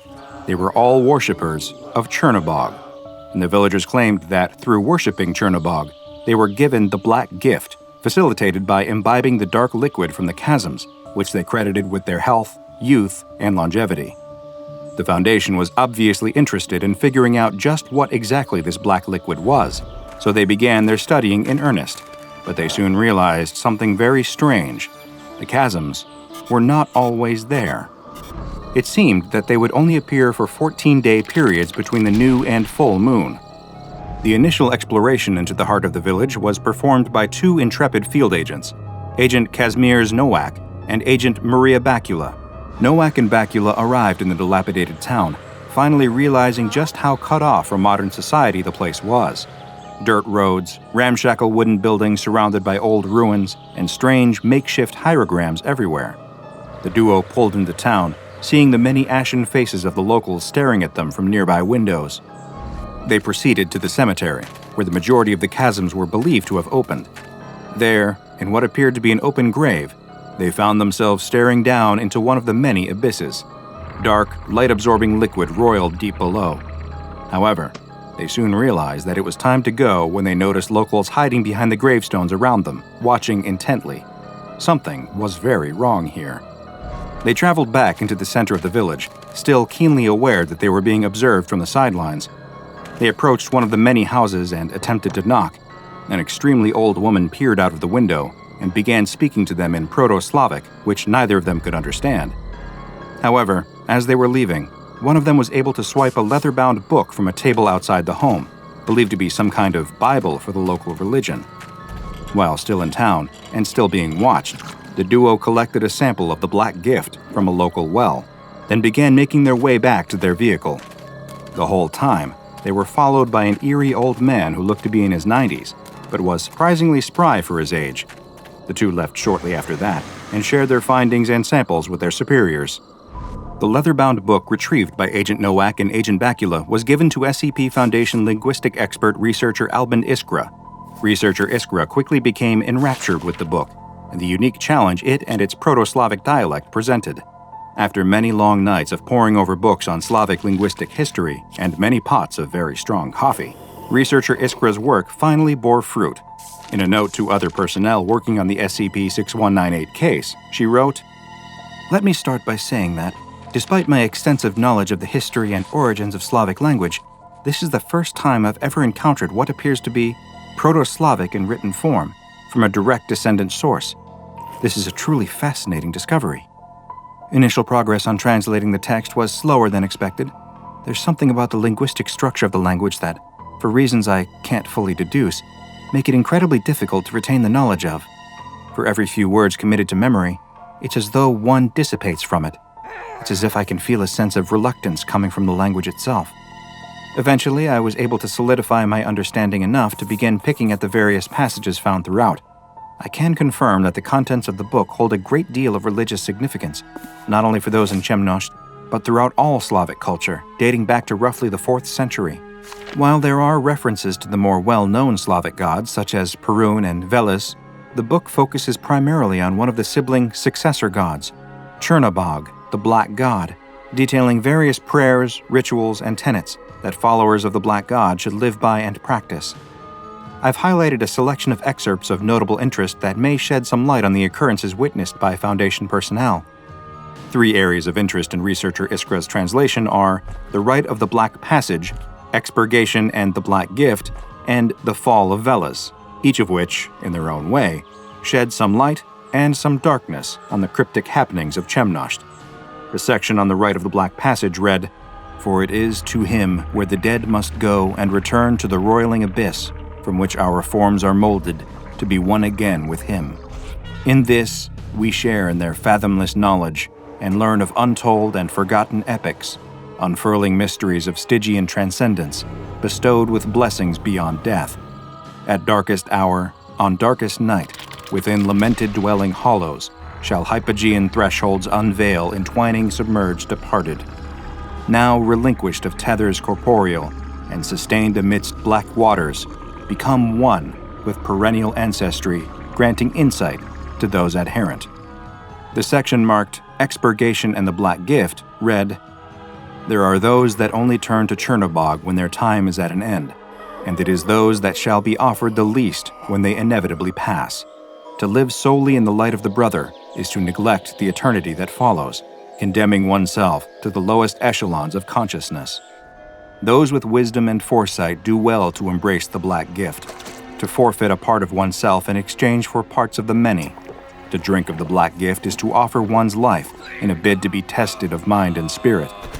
Should one be deemed worthy, that which was offered will be returned, but with boundless acuity and vigor.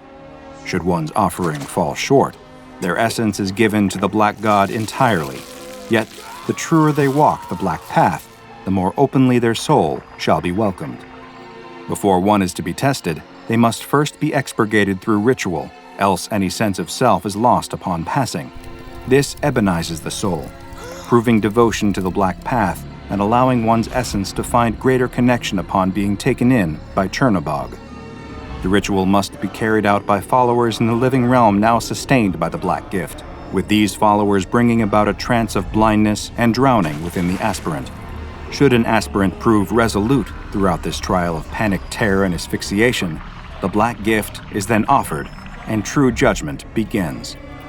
And finally, the section labeled The Fall of Veles offers a mythological origin for the Black God Chernobog himself. It read, "Veles, god of the harvest, livestock, earth, rivers, the underworld, magic, and trickery. Much did humanity depend upon him for not only the means to survive, but also for peaceful death. Alas, where there are those with great power, there are also those that seek to claim it for themselves, and in this, brothers Belobog and Chernobog were no different. Harsh winter followed by foul harvest led to the death of the brothers' village, leaving the dead unburied atop frozen ground.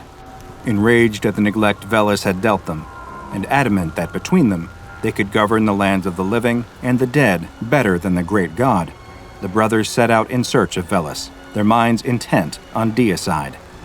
In their journeys, the brothers overcome many challenges, redoubling their affinity in magic and honing their cunning in warfare, Belobog excelling in martial guile, as Chernobog mastered the spell.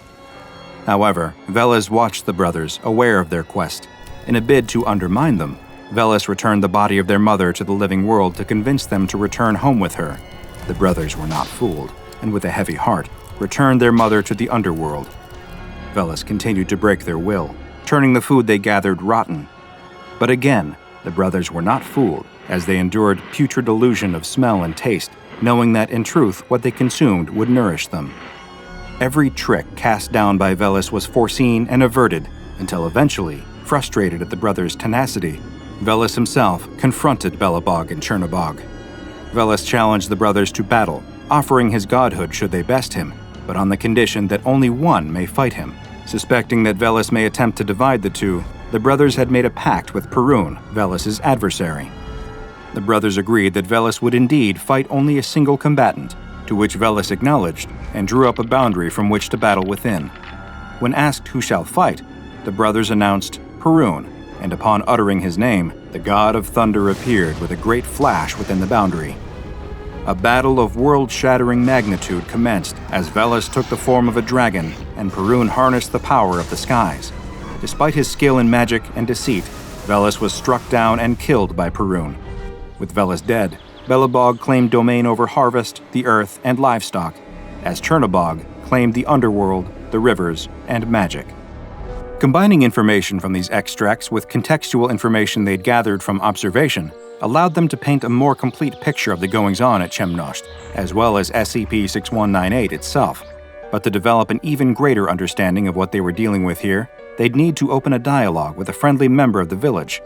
That villager ended up being Tessia Konieczny, a woman who appeared to be middle-aged but was, in actuality, in her mid-70s. Her youthful, outward appearance owing to the positive effects of the Black Gift. Tessia was pleasant and forthcoming with her information as Foundation researchers questioned her, allowing them to glean a variety of interesting information. For example, the Black Gift is exclusive to those who were born in Chemnosht, and many worshippers used to make their pilgrimage to Chemnosht to pledge their bodies to Chernobog in their final moments and become one with him. Tessia also seemed to possess information that either would have predated her life or would be impossible for her to know, suggesting a shared consciousness between those who had been given the Black Gift. The question of what it exactly meant to offer oneself to Chernobog continued to linger, until the Foundation began to conduct tests with the samples collected by Agent Nowak and Agent Bakula. Given that, supposedly, only people born in Chemnosht could receive the Black Gift, the Foundation was eager to discover what effect the black liquid might have on a D-Class. Incidentally, despite being truly opaque in any quantity, chemical tests showed that the composition of the black liquid was no different from water. So how severe could the effects really be? When a sample was applied to a D-Class subject's skin, there were no noticeable effects, nor were there any when the D-Class was submerged up to the neck in the substance. When given diving equipment and entirely submerged in the liquid, still nothing happened. However, when the D-Class was instructed to drink a glass of the liquid, he became incredibly ill, his veins and then skin turning black. He quickly expired, and his body rapidly decomposed into more of the same black liquid. This implied that it was all part of the life cycle of Chemnosht. The Black Gift sustains life, but when life finally comes to an end, everyone rejoins Chernobog and becomes the same black liquid that sustains the next generation of worshippers. Also, when a sample was given to a Chemnosht native to drink, there were no noticeable effects. After all this, the SCP Foundation decided it was finally time to lower a member of their own personnel into one of the SCP-6198 chasms to better figure out what was inside. This, however, was the beginning of the troubles that would alert the Foundation to the true danger presented by SCP-6198 and his worshippers. Researcher Ella Gorski agreed to suit up and be lowered into the blackness of one of the chasms and report back what happened within. As expected, when she was lowered in, she reported the eerie darkness around her and the black liquid that seemed to almost have a mind of its own. When they attempted to pull her out, there was evidence of spatial distortion, as despite being theoretically raised enough to leave the underwater cavern, she was still down there. It was at this point that researcher Gorski began to talk to someone who wasn't there concerning the research staff up above. When they tried to raise her, they realized that something was terribly wrong. Researcher Gorski was gone. She'd been absorbed, body and mind, into the great collective consciousness of Chernobog. The entity begged in Gorski's voice, "There is nothing of interest to be found within this abyss. The only knowledge worth seeking is above us. Please, send more Foundation. Please, I must survive." This was how the SCP Foundation gleaned another extremely valuable piece of information. Chernobog is able to grow stronger based on his number of victims and worshippers, as more minds and memories are absorbed into his great collective consciousness. And disturbingly, after consuming researcher Gorski, he knew about the SCP Foundation, and he was extremely eager to know more. This was when things took a turn for the worst. In the hours following the disappearance of researcher Gorski, a mobile task force unit was dispatched from Site 120 to assist in the search. As they searched, various townsfolk approached Foundation staff and began questioning them on subjects that they had no business knowing about, such as the fate of researcher Gorski, the status of various anomalies in the region, and the location of the O5 Council, which led Foundation agents to detaining the villager who asked that last particularly dangerous question. But the worst was yet to come. The Foundation first had to stop a bizarre ritual where some of the villagers began taking bucketfuls of water from the village well and bringing it to the different houses, and it took intervention from the mobile task force unit on site to get them to stop. And not long after that, one of the MTF members, Agent Adam Kowalski, didn't report back for duty. The remaining MTF members began searching for their missing colleague, but at the same time, villagers also began attacking the task force members at the cemetery, forcing them to fight their way back into town. When the embattled group entered a suspicious house, they found a startling sight. A room filled with dark chasms, surrounded by makeshift paintings of the SCP Foundation's logo. Further in, they discovered Agent Kowalski laying on the ground, with two villagers appearing to pray over him. When nothing else would make them stop, they were forced to neutralize the two villagers and retrieve the comatose Agent Kowalski for evacuation from the village. The villagers crowded around the center of the village as the MTF members approached with Kowalski in tow. After being forced to kill several more villagers, the crowd finally parted and allowed them through. During the car ride out of the village, Agent Kowalski briefly became semi-lucid and muttered about something black watching him from beneath the water. He was able to provide no other information on what had happened to him, and just moments later, he died of cardiac arrest. Security footage would then show something extremely disturbing occurring within the MTF vehicle.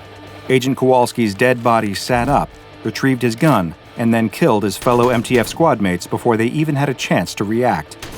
The driver of the car was seriously wounded and the vehicle crashed. Agent Kowalski's reanimated body then exited the vehicle, and screaming could be heard as he pulled the injured driver from his seat and dragged him away into the darkness. The sounds of begging, vomiting, and wheezing were heard after that, as we can only assume he was forced to ingest the black gift. No bodies were ever recovered, just various MTF uniforms floating in black liquid near the roadside. Since this incident, the SCP Foundation has dealt with the village of Chemnosht and SCP-6198 with increased caution. Agent Kowalski's reanimated corpse remains at large, and regular searches are conducted for it in the lower Silesian forest, since it is vital, above all else, that Chernobog cannot come to know any more sensitive SCP Foundation information than he already does. Due to his intelligent nature and capacity to learn and exploit SCP Foundation secrets, Chernobog has been given the Euclid Object Class, and files pertaining to Chernobog are classified to Level 3 personnel and above.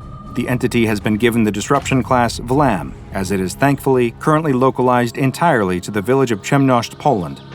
And given the recent events that have unfolded there, it has also been given the Risk Class Caution, since there's no way of knowing what the Black God still has up his sleeve.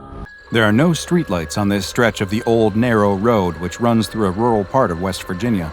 A car has gone off the road into a ditch and needs to be pulled out.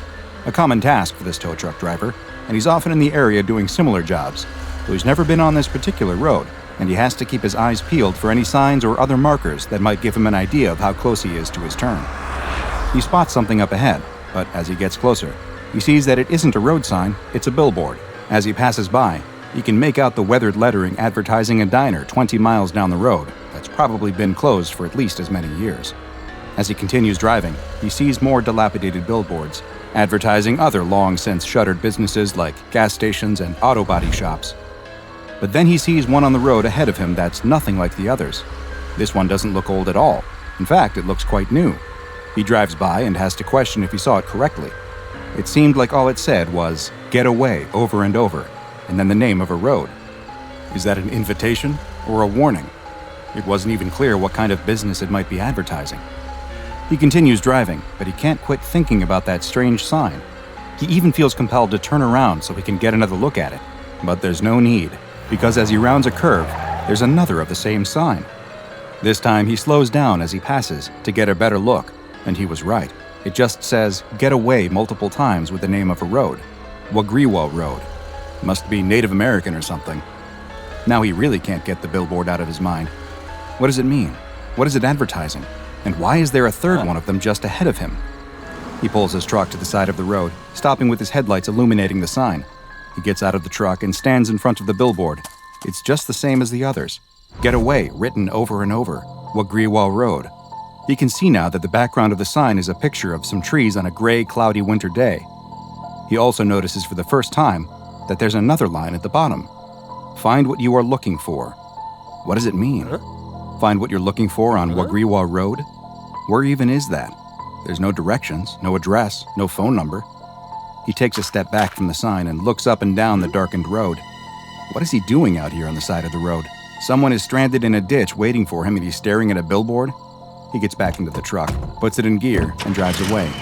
As he continues down the tree-lined rural road, though, he inevitably finds his thoughts turning back to the signs. Get away. But find what you're looking for?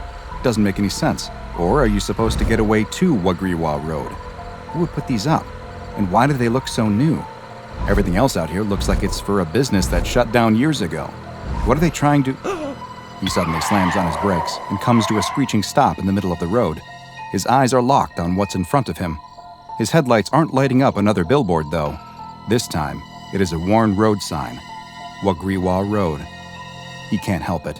He has to know what's down this road. He has to know what these signs are about. The stuck driver can wait a few minutes longer. He turns his truck onto the narrow gravel road and drives for a few hundred yards, following it around a couple of bends as it winds through the trees until it abruptly ends. There's nothing out here. No buildings, no signs, just what looks to be a dirt path leading deeper into the woods. The tow truck driver switches off the ignition, and the road is plunged into darkness. He reaches under his seat and takes out a flashlight before getting out of the truck. He shines the light into the woods surrounding him, but there's nothing to see. No, wait. There is something, and it's coming down the path out of the trees. Phil? Phil, is that you? The figure that stepped out of the woods is talking to him. He shines his flashlight at them, and they raise a hand to shade their eyes from the light. Sharon, what are you doing out here? It's Sharon, the tow truck driver's ex-wife, but he thought she'd moved to Colorado after she remarried. Why would she be here? And what was she doing emerging from the woods? Phil, come here. I need to show you something. He hesitates for just a moment, but then finds that he's walking towards his ex-wife. Before he can reach her, she turns around and starts walking down the path back into the woods, and he follows. He walks just behind her, his flashlight illuminating the path in front of them. He thinks he hears a rustling coming from the woods next to him and searches the trees with his flashlight, but doesn't see anything. Come on, it's just a little further, she says. Where are we going? What's just a little further? What you're looking for. The woods suddenly open up, and he finds that they are standing in a clearing. She stops walking, and he pauses next to her. He opens his mouth to speak, but she quickly shushes him. Quiet, they're almost here. The tow truck driver looks around, but he doesn't see anything, just the faint outline of trees that are barely visible on this moonless night. But then he watches as several creatures begin to emerge out of the woods into the clearing. They're deer? He watches as just a few come towards him at first, but then he notices that they have completely surrounded him. There must be over 20. Turn off your light, she tells him. He obeys, and in the darkness he can see now that there is something special about these deer. Their eyes are glowing with a pale white light. One of the smaller deer steps forward and cautiously approaches him. He squats down and holds his hand out, showing it that he means it no harm. The deer looks back nervously at a larger one that he thinks must be its mother. It looks like it nods in approval, and the smaller deer moves closer. He can clearly see its big, beautiful doe eyes glow brightly in the dark. You're okay, he says, and leans forward to give it a reassuring pet when...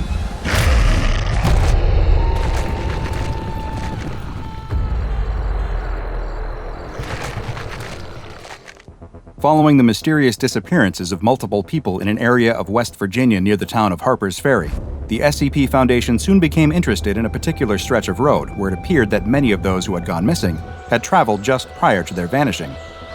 Agents were dispatched to the area and immediately detected high levels of thaumaturgic energy, with the epicenter appearing to be on a plot of privately owned land. Investigation of local records revealed that the land was owned by a man named Richard Redkin. The Foundation staff contacted Mr. Redkin under the guise of being federal agents investigating a crime that had been committed on the property while he was away.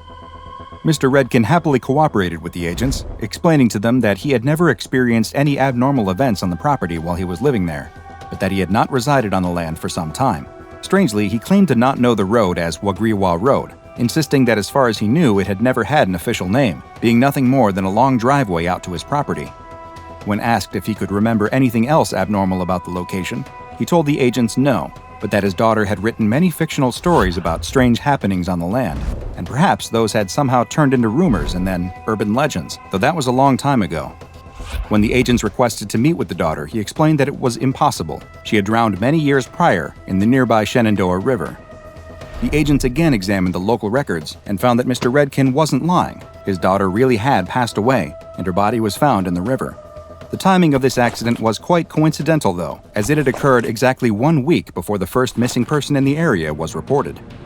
Quickly realizing that something was not quite right with this piece of land, the SCP Foundation authorized the purchase from Mr. Redkin, who was more than happy to sell, and a research outpost was constructed to further investigate the anomalous events, which had collectively been dubbed SCP-1434. While exploring the surrounding area, they soon found what so many others had before: the bizarre billboards imploring one to both get away as well as come to Wagriwa Road to find what you were looking for. The signs, which were designated as SCP-1434-A, were found on roads across the West Virginia, Maryland, and Virginia tri-state area, but their locations would often change, with the billboards only manifesting for short amounts of time before vanishing and reappearing elsewhere. Bizarrely, when attempts were made to photograph or videotape the signs, The resulting footage would show only a blank white sign. The Foundation knew that they needed to investigate further, and several experiments were authorized to find just what was happening on the land at the end of the mysterious road. A D-Class personnel, D-84021, was given a radio and implanted with GPS locators in his neck, torso, and thigh, and sent down the road with orders to report back on what they experienced, though unlike the people who had gone missing, he was not shown the billboard prior to entering the area. The D-Class walked to the end of the road, where he reported that a creature was emerging from a path leading into the woods. He soon exclaimed that the creature was a dog that he used to own. The researchers monitoring the test were confused since the dog had apparently been deceased for some time, and yet, here it was standing in front of him. Although the D-Class had seemed hesitant at the start of the mission, once he saw his childhood dog, all of his fears were set aside, and he willingly followed it deeper into the forest. After 90 seconds, the D-Class reported that he had entered a clearing and was being surrounded by a group of deer. The reports stopped soon after and were replaced by the sound of screams as D-84021 was attacked and apparently consumed by the deer. 2 of the 3 GPS trackers remained active for the next 40 minutes, and SCP researchers followed their path as they moved to the middle of the clearing and then appeared to enter a sinkhole or cave of some sort, where they traveled slowly in a winding pattern downward until contact was lost. Following this test, the Foundation researchers suspected that the creature that would emerge from the woods, which had been designated as SCP-1434-B, was able to change forms into one that would be trusted by those who entered the 4434 area.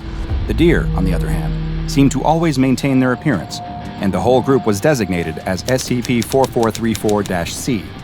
The tests were far from over, though.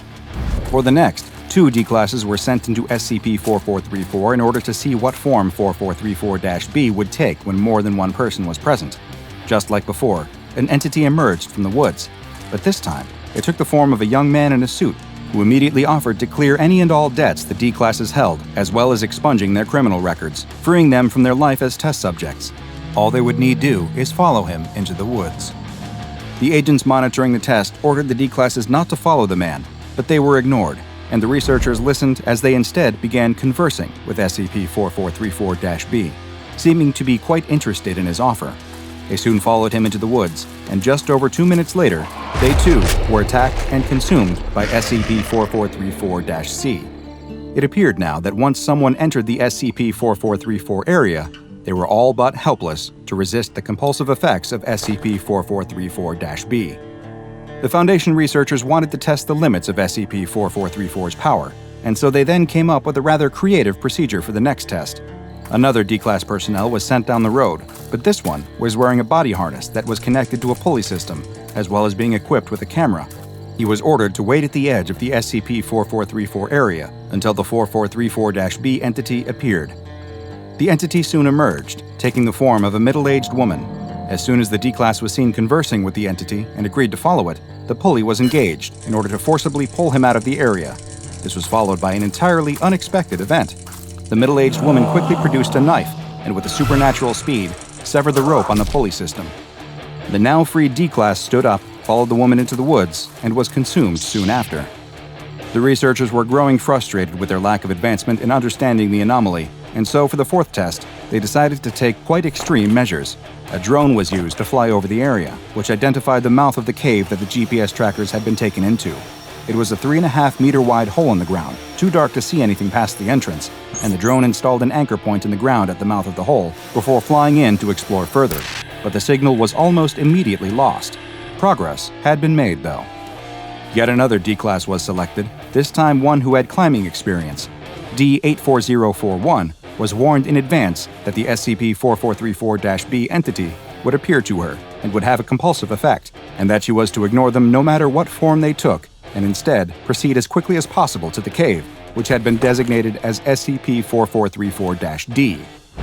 D-84041 was taken to the road, and she immediately began running down the path into the woods. She was able to reach the mouth of the cave without seeing any anomalous entities, neither 4434-B nor the carnivorous deer. She quickly attached the rope she had brought to the anchor that was installed by the drone and began rappelling into the hole. As she descended down, she described the normal, rocky cave, one that grew wetter the further down she went. Surprisingly, she soon reached the bottom, where she found a spherical room, roughly 8 meters across. But this was not anything like the entrance to the cave. The floor of this room wasn't made of rock or dirt. It was more like flesh, and it appeared to be breathing. And there was something else down there too, a folded piece of paper with writing on it. The D-Class was ordered to pick up the paper, take a sample of the cave floor, and exit the area as soon as possible, as there was no way to predict if the SCP-4434-B and C entities, or something worse, would soon appear. After taking a sample, she began climbing out of the cave. When she emerged, there were still no signs of any anomalous creatures, but she quickly made her way down the road and out of the SCP-4434 area. When she reached the waiting agents at the edge of the area, D84041 handed them the sample and the paper that she found, but then stopped and turned around. There on the ground roughly 5 meters away was a plate of food. Without any hesitation, she walked back into the SCP-4434 area, picked up the plate, and walked back into the woods. She was never seen again. It was now clear that 4434-B could take forms other than just humanoids and animals. As the objects that the D-Class had managed to get out of SCP-4434 were analyzed, the area's former owner, Richard Redkin, was again questioned by Foundation agents. They asked him if there was anything he failed to mention in their previous interview, and he told them that there was one thing that he preferred not to normally discuss. Just before his daughter's death, in addition to her fascination with writing and coming up with stories, she had become obsessed with the occult. When they asked him about the paper they had found within SCP-4434-D, he told them that it was very likely that she had written it. The SCP Foundation now understood why they had detected so many thaumaturgic particles in the area, which is the residual energy left over from a particular form of ritualistic practice that is more commonly known as magic or witchcraft. The contents of the paper found in the cave seemed to add additional weight to the theory that his daughter may have been involved in a ritual that led to the creation of SCP-4434, because written on the single page is a poem which reads, "The forest is a sea, the wind is the waves, and the water is the leaves. The streams become undercurrents, the birds become fish, and coral finds its home as fungus, growth sprouting as I wish. The ground is the shore, pulling me by the feet, dragging me down and pulling me back and forth on repeat. I dove down past the light, down where I couldn't breathe, and found nature looking for a fight. Yes, the forest is a sea, but I've made it barely big enough for me. The forest is a sea, so now something's bound to come eat." Things only became more mysterious, though, when Foundation researchers performed a DNA test on the sample taken from the bottom of the SCP-4434-D cave. What they found was that it was, just as D84041 had described, a flesh-like substance, and that it was a 78.9% match to Melanocytus johnsoni, better known as the deep-sea anglerfish. And there was one final discovery to be made as well.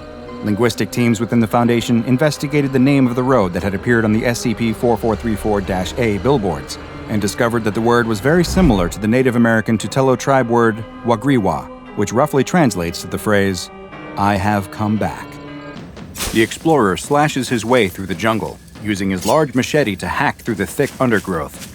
He suddenly stops and turns around. "Which way was it again?" His local guide answers, but he must wait for him to finish and his research assistant to translate. "He says to continue straight. It's just another 100 yards or so." The gentleman explorer offers a quick nod before turning to resume cutting his way through the forest. The guide was right, though, because after a short way, the dense jungle suddenly opens up, giving way to a clearing that reveals one of the most incredible things the explorer has ever seen. Just ahead of him, rising out of the forest, is a massive, ancient stone temple. A huge step pyramid of solid stone, intricately carved and covered with elaborate statues. The colossal structure looks like it has been abandoned for centuries, if not longer, with nature having done its best to reclaim the stone and cover the pyramid in vines and other plants. The team approaches the temple, but stops in front of a stone monument that stands in front of it. The explorer traces its carved lines with his finger, knocking the dirt away to reveal its weathered pictograph. It appears to depict a sort of creature, but with large spread wings instead of arms. "Perhaps a kind of ritualistic garb?" the explorer says to his assistant. The assistant hastily scribbles in her notebook, trying to document everything she can. "Yes, this is definitely a priest-like figure of some kind. Maybe a leader of this temple, thanks to the connection he shares to their..." The explorer's musings are interrupted by his guide, who he angrily spins around to face. "Yes, what? What is it?" His research assistant translates for him as usual. "He says that we should go no further, that it's too dangerous." "Nonsense," replies the explorer. "We came all this way, and who knows what fantastic treasures await us inside." Historical treasures, I mean. Artifacts. Treasures of knowledge, of course.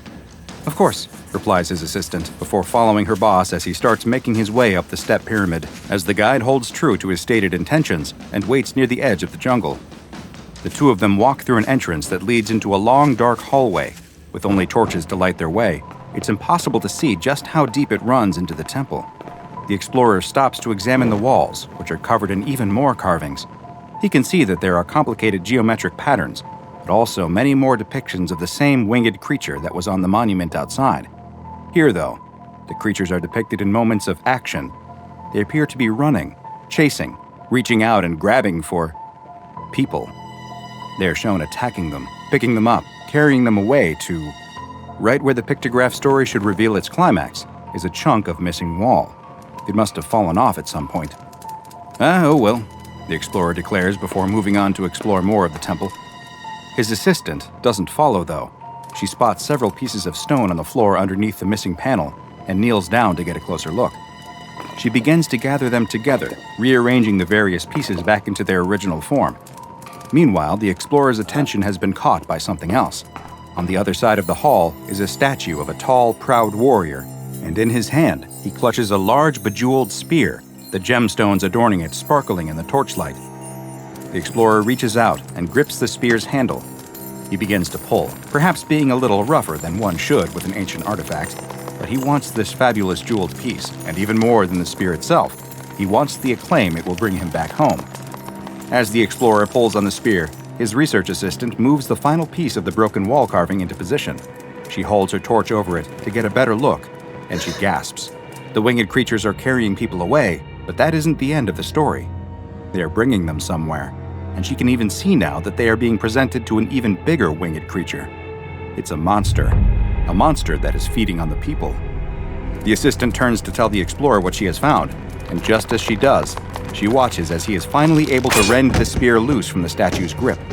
The statue finally letting go causes him to fall backwards to the ground, where he lies, marveling at the beautiful jeweled spear in his hands. "Look out!" yells his assistant. The explorer doesn't notice that the statue is precariously rocking back and forth, and he rolls out of the way just before it crashes down right where he was lying and admiring the spear. "Are you okay?" she asks as she rushes over. "I think so," he tells her. "Just a little bump on the head. Nothing that can't be fixed up by a good..." "By a good what?" she asks, but he seems distracted by something behind her. By God, what is that?" He points, and the research assistant turns to see something emerging from a hole in the wall where the statue once stood. It's one of the creatures from the wall carvings, a bizarre half-man, half-lizard with wings instead of arms. Though there's no flesh at all, the creature is completely made of bone. The two of them both scream at the skeletonized half-human, and the creature screams right back at them, emitting a shrill, high-pitched squeal. Suddenly, more of the creatures begin to emerge from the hole in the wall, with others crawling out of previously unseen and unnoticed holes in the walls and ceiling. The creatures rush towards them, blocking their way out of the temple, and the pair have no choice but to run further down the darkened hallway. As they run, more of the creatures emerge from holes in the darkness, screaming at them and grasping at them with the sharp claws on the end of their wings. As they round a corner, one reaches out and grasps the explorer's ankle, causing him to trip and fall hard onto the stone floor. His assistant rushes to his aid, but as she is helping him up, two more of the creatures appear behind her and envelop her in their bony, winged arms. The explorer stands up and stabs at one of them with the jeweled spear as they drag her into a dark hole, but a third tears it from his hands. With more still coming down the hallway behind him, the explorer has to run. The hallway in front of him looks to have collapsed at some point in the past, and he has no choice but to enter one of the dark tunnels that has been carved into the rock. The narrow tunnel winds back and forth, and the explorer is unsure of where he is going or what his plan is. He rounds a bend, and the tunnel opens up into a gigantic room. The ceiling must be over 100 feet high, and he can't see the furthest walls, with the only light emitted by his torch and a dim beam of sunlight coming down through a hole high up in the ceiling. He notices, too, that it has suddenly gone quiet. He turns and looks back at the tunnel he has just emerged from, and notices that the sound of the horrible creatures that were chasing him has ceased. The explorer hears something coming from deeper in the giant room and turns back, peering into the darkness. There, in a single beam of light, he sees one of the winged creatures, but it is moving strangely, as if it isn't walking, but floating up into the air. And that's because it isn't walking. As it gets closer, the explorer can see that the winged creature is stuck on the tooth of a giant, monstrous mouth. The huge winged creature emerges from the darkness into the beam of light, tossing back its giant head to consume the creature that was stuck in its teeth, its bones loudly cracking in its mouth. Now, in the light, the explorer can see that the monster, which itself must be hundreds of feet long, is a huge flying lizard of some kind. Or at least it was at one time, since now the majority of its body is made only of bone. What scraps of flesh are left hang off in rotten ribbons. The monster opens its mouth and roars at the explorer. Its foul breath smells like a mausoleum opening up, hitting the explorer in the face. The explorer tries to run, but the monster swipes out with a bony wing that still has a few blackened strips of leathery skin on it and knocks him to the ground. He is pinned to the floor with a huge spiny claw as the creature opens its mouth, roaring again before moving its head down to start feasting on its meal. The explorer closes his eyes, bracing himself to be eaten alive, when the creature suddenly lets out an ear-piercing scream. The explorer opens his eyes to see the jeweled spear sticking out of one of the few spots of flesh remaining on the creature's clawed foot, and gripping the shaft is his assistant. She looks a little worse for wear, but she's alive. She offers him a hand to help him up. They need to get out of there. But first, the explorer pulls the spear from the monster's claw. The two start running, doing everything they can to avoid the monster as it claws and swipes at them. They spot an illuminated opening at the other end of the vast room, and with no other option, start heading towards it. As they get closer, they can see it's just what they needed: daylight, escape. They both slide to a stop at the cusp of the opening, nearly tumbling over the edge. On the other side, the tunnel opening up out of the side of the temple gives way to nothing but air and a drop of hundreds of feet down to the jungle below. They turn to see the monster still rushing towards them, and without time to think any longer, they both jump, just seconds before the creature snaps its bony jaws in the place where they were standing. It's too big to fit anything more than its mouth out the door, and it howls and screams as they fall through the air before crashing into the ground below. The assistant slowly opens her eyes to see someone. It's their guide. He is cradling her head and asking if she's okay. She sits up, dazed and more than a little bruised from her fall. She asks the guide where the explorer is, if he's all right, and the guide lowers his eyes, looking as though he'd rather not answer. He points next to them without looking, and the assistant turns to see the explorer lying on the ground a few feet away from them, his body impaled on the jeweled spear. History is full of tales and legends about gods, monsters, and everything in between. But not all of these are just stories, and in fact, sometimes the reality is even more terrifying than what we could envision. And that is exactly the case when it comes to SCP-4959, also known as the Teotihuacan Pterodactylactery. SCP-4959 is a huge creature that resembles a pterosaur, which were flying reptiles that existed during the Mesozoic era. While pterosaurs have been extinct for millions of years, SCP-4959 is very much alive, or at the very least, animate. This massive anomaly, whose wingspan stretches approximately 50 meters, is in a living state of decomposition, with roughly 70% of its flesh having rotted or otherwise fallen away, leaving only small patches of skin and decaying tissue clinging to its bones. The flesh that does remain shows no signs of further decomposition, though, as if it is permanently locked into this specific stage of advanced decay. Tests of 4959's flesh have shown no apparent abnormalities, save for a slightly higher than expected concentration of iridium. Its eyes are no longer present, but the eye sockets somehow shine with a bright green light, though the source of this luminescence is unknown. When angered, the creature also emits a multicolored corona of fire from its wings, skull, and neck. SCP-4959 was discovered in a gigantic chamber beneath the Temple of the Feathered Serpent in Teotihuacan, Mexico. A number of tunnels connect to the chamber, and these, too, are anything but empty. Lurking within the temple's many twisting passages are entities that have been designated SCP-4959-A. These humanoid-sized creatures appear to be constructed of various human and pterosaur bones, creating an all-new creature that is an amalgamation of both. The bones are connected to a central stone-like heart, but it is unknown if this heart was carved from stone, or if it was at one time a real heart that turned to stone through a process of ossification, nor is it fully understood just how the bones are connected to it or stay together. The 4959-A entities also have a number of varying adornments on their bodies, which can include strips of decayed fabric, feathers, and precious stones that resemble those worn by the indigenous people who resided in the area many centuries ago. SCP-4959 is carnivorous, though it is unknown if it requires or simply desires to feed. Regardless, it seems to be the task of the SCP-4959-A entities to bring it meals, since the 4959 creature itself is too large to leave its chamber beneath the temple. The hallways and passages that originally connected the temple to the chamber housing SCP-4959 have all collapsed, and the only tunnels now leading to it were most likely dug into the rock and earth by the 4959-A entities.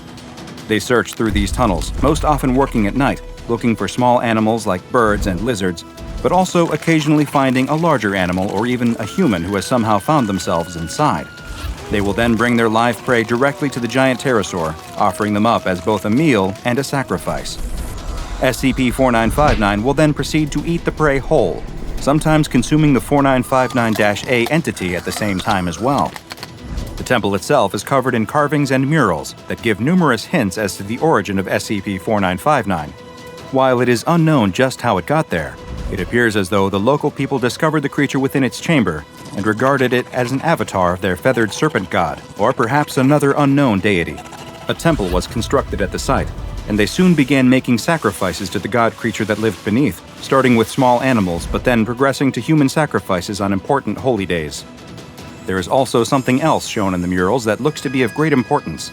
It seems as though SCP-4959 possessed a sort of heart, which is depicted as a large gemstone, described as being red as blood and bright as the rising sun.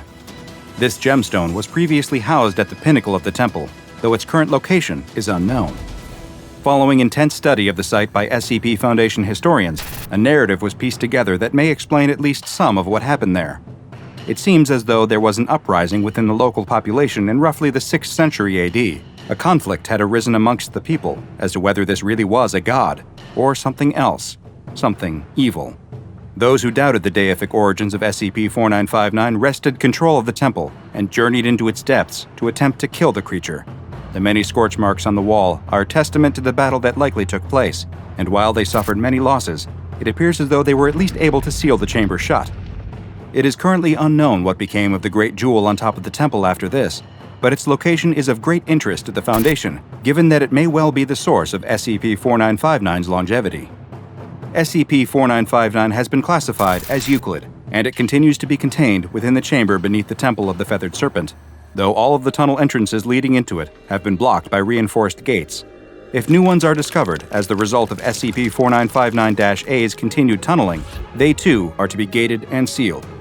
Once per week, a large live animal, most often a cow, is deposited down a shaft that leads directly to the chamber, and so far, this seems to be keeping SCP-4959 content to stay within its tomb. Just what is SCP-4959? And what are the half-man, half-pterosaur creatures who serve it? Are they former human sacrifices, now destined to live in eternity in servitude to their master? If SCP-4959 was a god at one point, the fact that we are now the ones responsible for feeding it and keeping it happy means that, in a sense, we are the ones serving it now. Two teenagers cautiously approach an old, decrepit house. The house looks like it was built hundreds of years ago, and from the outside, it appears to be in a serious state of disrepair. The walls are cracked and weathered, the roof looks to have holes in it, and one of the decorative columns has completely collapsed. The teenagers have heard rumors about this dilapidated home, though, and they have heard there are riches still to be found inside. One of the teens starts walking up the stairs onto the porch, but his friend seems reluctant to follow. Is he sure that no one lives here? The braver of the teens tells his friend that he's been watching the house for days and hasn't seen anyone come in or out.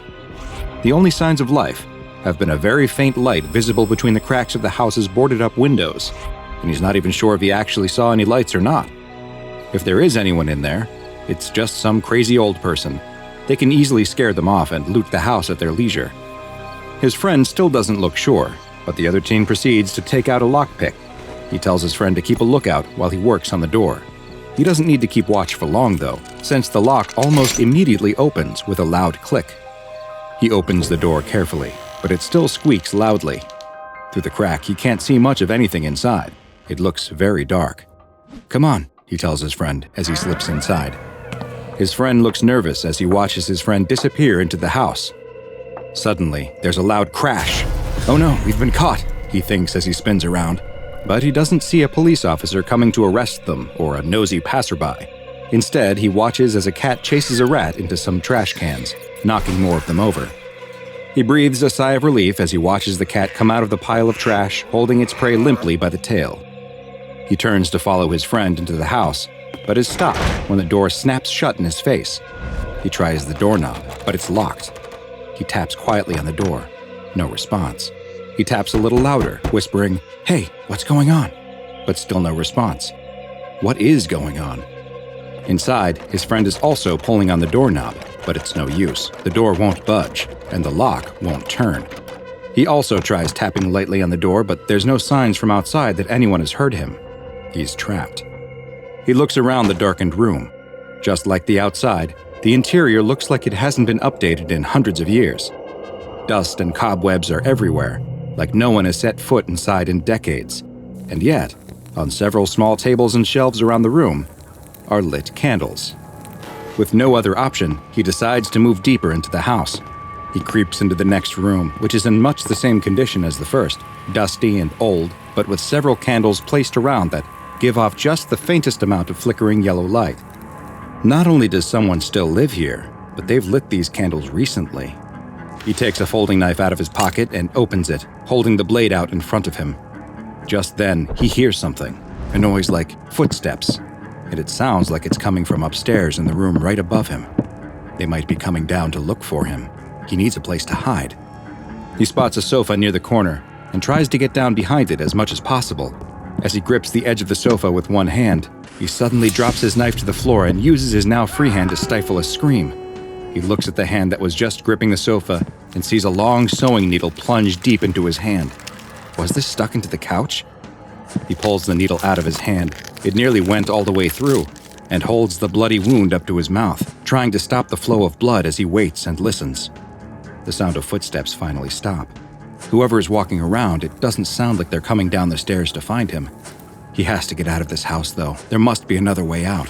He picks up his knife and quietly moves to the next room. Once again, it's in the same condition as the last. But wait, what's that in the corner? Is that a person lying there? Outside the house, his friend is looking through the same trash that he saw the cat hunting in. Aha! Just what he was looking for, an old wire hanger. He runs back to the old house, untwists it, and inserts the thin wire into the lock. Inside, the trespassing teen gets closer and closer to the thing in the corner. It's so dim, though, with the only light coming from the candles, that he still can't make out what it is. But he feels strangely compelled to find out. He picks up one of the candles off of a nearby table. Outside, he still can't get the lock open, but he's got to keep trying. He can't leave his friend trapped inside. He's standing right over the thing in the corner now. He kneels down and brings the candle close to see what it is, and screams. His friend throws down the hanger in frustration before sitting down on the porch. He can't figure out why his friend was able to open the lock so easily, and now it won't move. Did something in the mechanism break? He doesn't know what he's going to do, though. Should he call for help? The police will arrest them both if he does. How long should he wait, though? It feels like his friend has been stuck for a long time, and he hasn't heard anything from inside. What could possibly be happening in there? Should he just leave and hope that his friend is able to escape on his own? Just as he is wondering what to do, he hears a click behind him. He turns around and tries the door handle, but it's still locked. He looks down and sees the wire hanger. Maybe he'll give it one more try. He sticks the hanger into the lock and hears the lock pop open almost instantly. He tries the door handle, and this time, the door swings open. He stands there looking through the cracked door into the dark house. He's terrified at the thought of going inside, but he can't leave his friend in there. If he's in trouble, then he has to save him. Gathering up all of his courage, he enters the house and sees the same thing his friend did, a dusty old room. He takes a step into the candle-lit room and freezes. There's something in the middle of the room. It's a chair that's turned away from him, but he can see that someone is sitting in it. But wait, is that his friend? "Hey," he calls in a loud whisper, but his friend doesn't respond. "Come on, let's get out of here." Still no response. He starts walking toward his friend, but stops when he hears what sounds like footsteps coming from the room above him. He's got to get his friend and get out of this house. He checks over his shoulder to make sure the door is still open before starting to quietly move towards his friend again. He's close enough that he can reach out and shake his shoulder, but his friend doesn't react. He walks around to the front of the chair and sees his friend. Except it's no longer his friend. Staring back at him are 2 empty eye sockets. His mouth has been pulled back by stitches of thread into a horrifying permanent grin. But worst of all is what he hears. It's the sound of the front door slamming shut. Privyet! Today's file is a special one and comes from the Russian branch of the SCP Foundation.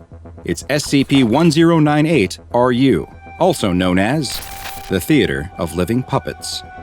SCP-1098-RU is a 2-story house located in a small Russian city which appears to have been constructed in the Baroque style, which was popular in the 17th and 18th centuries, and is characterized by its exuberant details. The house is likely several hundred years old and is in an advanced state of disrepair. The local government administration has marked the house for demolition multiple times, but for reasons that remain unknown, these plans are always scrapped or indefinitely delayed. All of the doors that lead into SCP-1098-RU are locked, and the windows are all boarded up. Anyone who attempts to damage the house, even just by removing the boards from the windows, will experience an odd anomalous effect that compels them to instead protect the structure and cause it no harm. This effect only wears off when the subject moves at least 50 meters away from the house. The only way to enter SCP-1098-RU is through the front door, which, even though it is locked, is easily able to be picked open, which causes no harm to the house and prevents the anomalous effect from overcoming the subject trying to gain entrance. Once someone has entered the house, they will find that the door closes behind them and locks itself. The lock cannot then be picked open again for 1 hour. The interior of the house matches the exterior stylistically, also appearing to have been designed in the Baroque style and in a poor condition. The house is quite dark since there are no electric lights present, and all of the windows are boarded up, blocking any outside light. The only illumination comes from the lit candles that are placed around the house, which appear to be constantly replaced and lit again when they burn out. The sound of slow footsteps can be heard inside the house, though the room they are coming from seems to change. The entity producing the sounds has been classified as SCP-1098-RU-1, and it is thought that it is also responsible for the placing and relighting of candles around the house, as well as several other anomalous effects. The Russian branch of the SCP Foundation first became aware of potential anomalous activity related to SCP-1098-RU after the disappearance of multiple teenagers was linked to the location. In interviews, many of their friends and family reported that their last known locations were near the site of the old Baroque-style home, and several had expressed a desire to investigate the house before they disappeared. Local police investigated the house, which only led to them disappearing as well.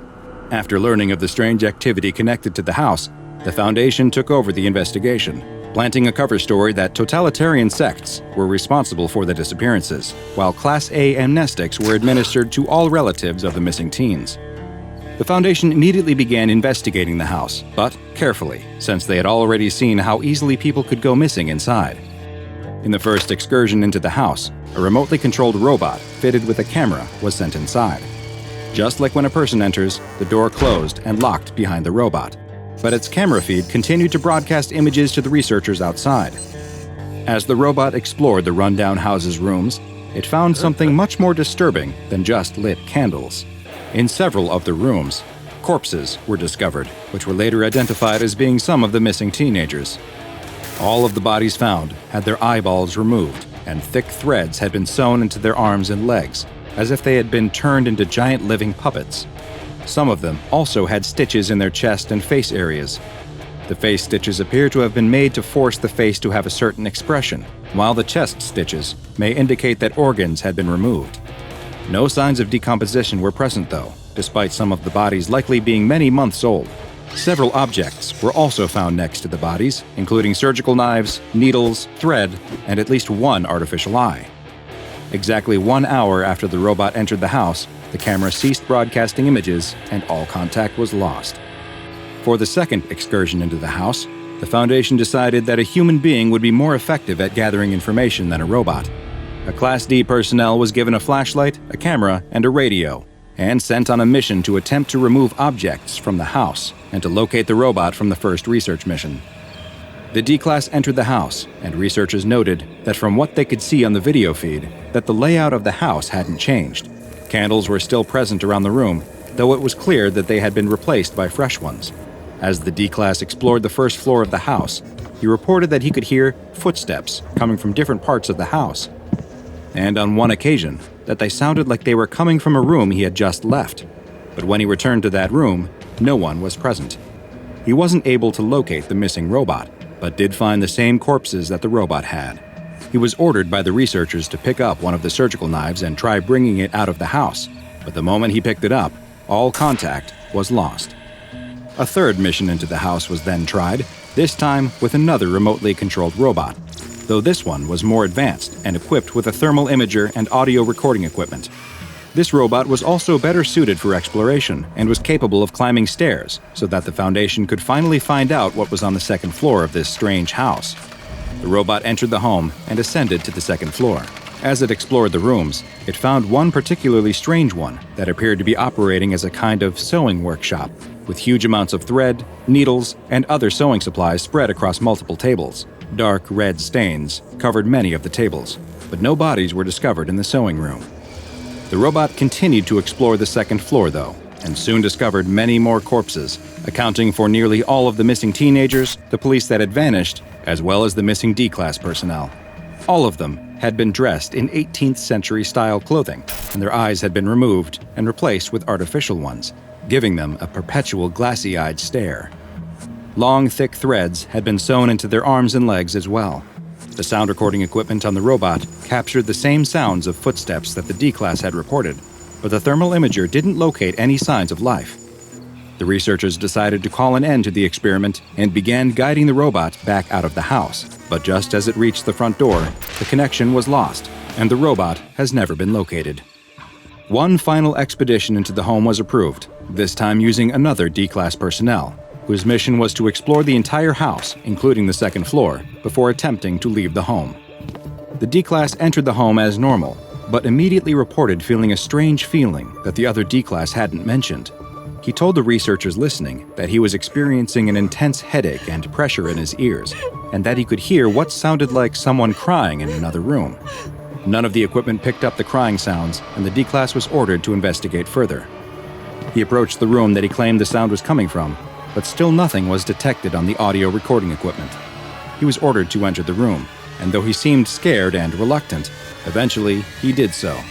Once inside, he reported seeing a young girl wearing an 18th century style dress. The girl was dancing, but crying as she did so.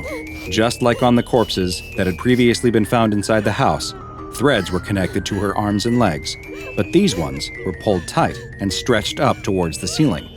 The D-Class followed their path up, but they disappeared into the darkness, reporting that it looked like there was no ceiling at all, just an inky black void where something was manipulating the strings attached to the girl, forcing her to dance. None of these visuals reported by the Class D could be seen on the video feeds the researchers were watching. As far as they could see, he was staring into an empty room. The D-Class was ordered to continue watching this strange recital, though, and after 5 minutes, all of the communication devices ceased working. The video feed was lost too, but the audio continued to record for a few more seconds, during which time a sharp clap noise was heard. The D-Class began screaming as a deep male voice spoke a phrase in Latin, "Et perficiendi sit pretium." The performance must be paid for. No further signs of the D-Class were ever found. SCP-1098-RU has since been fenced off to prevent the general public from being able to enter it. A patrol team of 4 security guards is always on site, and anyone who attempts to gain entry to the house is to be detained, interrogated, and administered Class B amnestics. Additional research into SCP-1098-RU is ongoing, but requires approval from at least 2 members of the O5 Council, and to date, no further expeditions inside this anomaly, which has been given the object class Euclid, have been authorized. It is still unknown who or what exactly the entity inside of SCP-1098-RU is, but it has been designated as SCP-1098-RU-1, and some in the Foundation have taken to calling it by a nickname, the Master of Puppets. Now go and watch another entry from the files of DrBob, like SCP-026, After School Retention, for another terrifying anomalous location. And make sure you subscribe and turn on notifications so you don't miss a single anomaly as we delve further and further into the SCP Foundation's classified archives.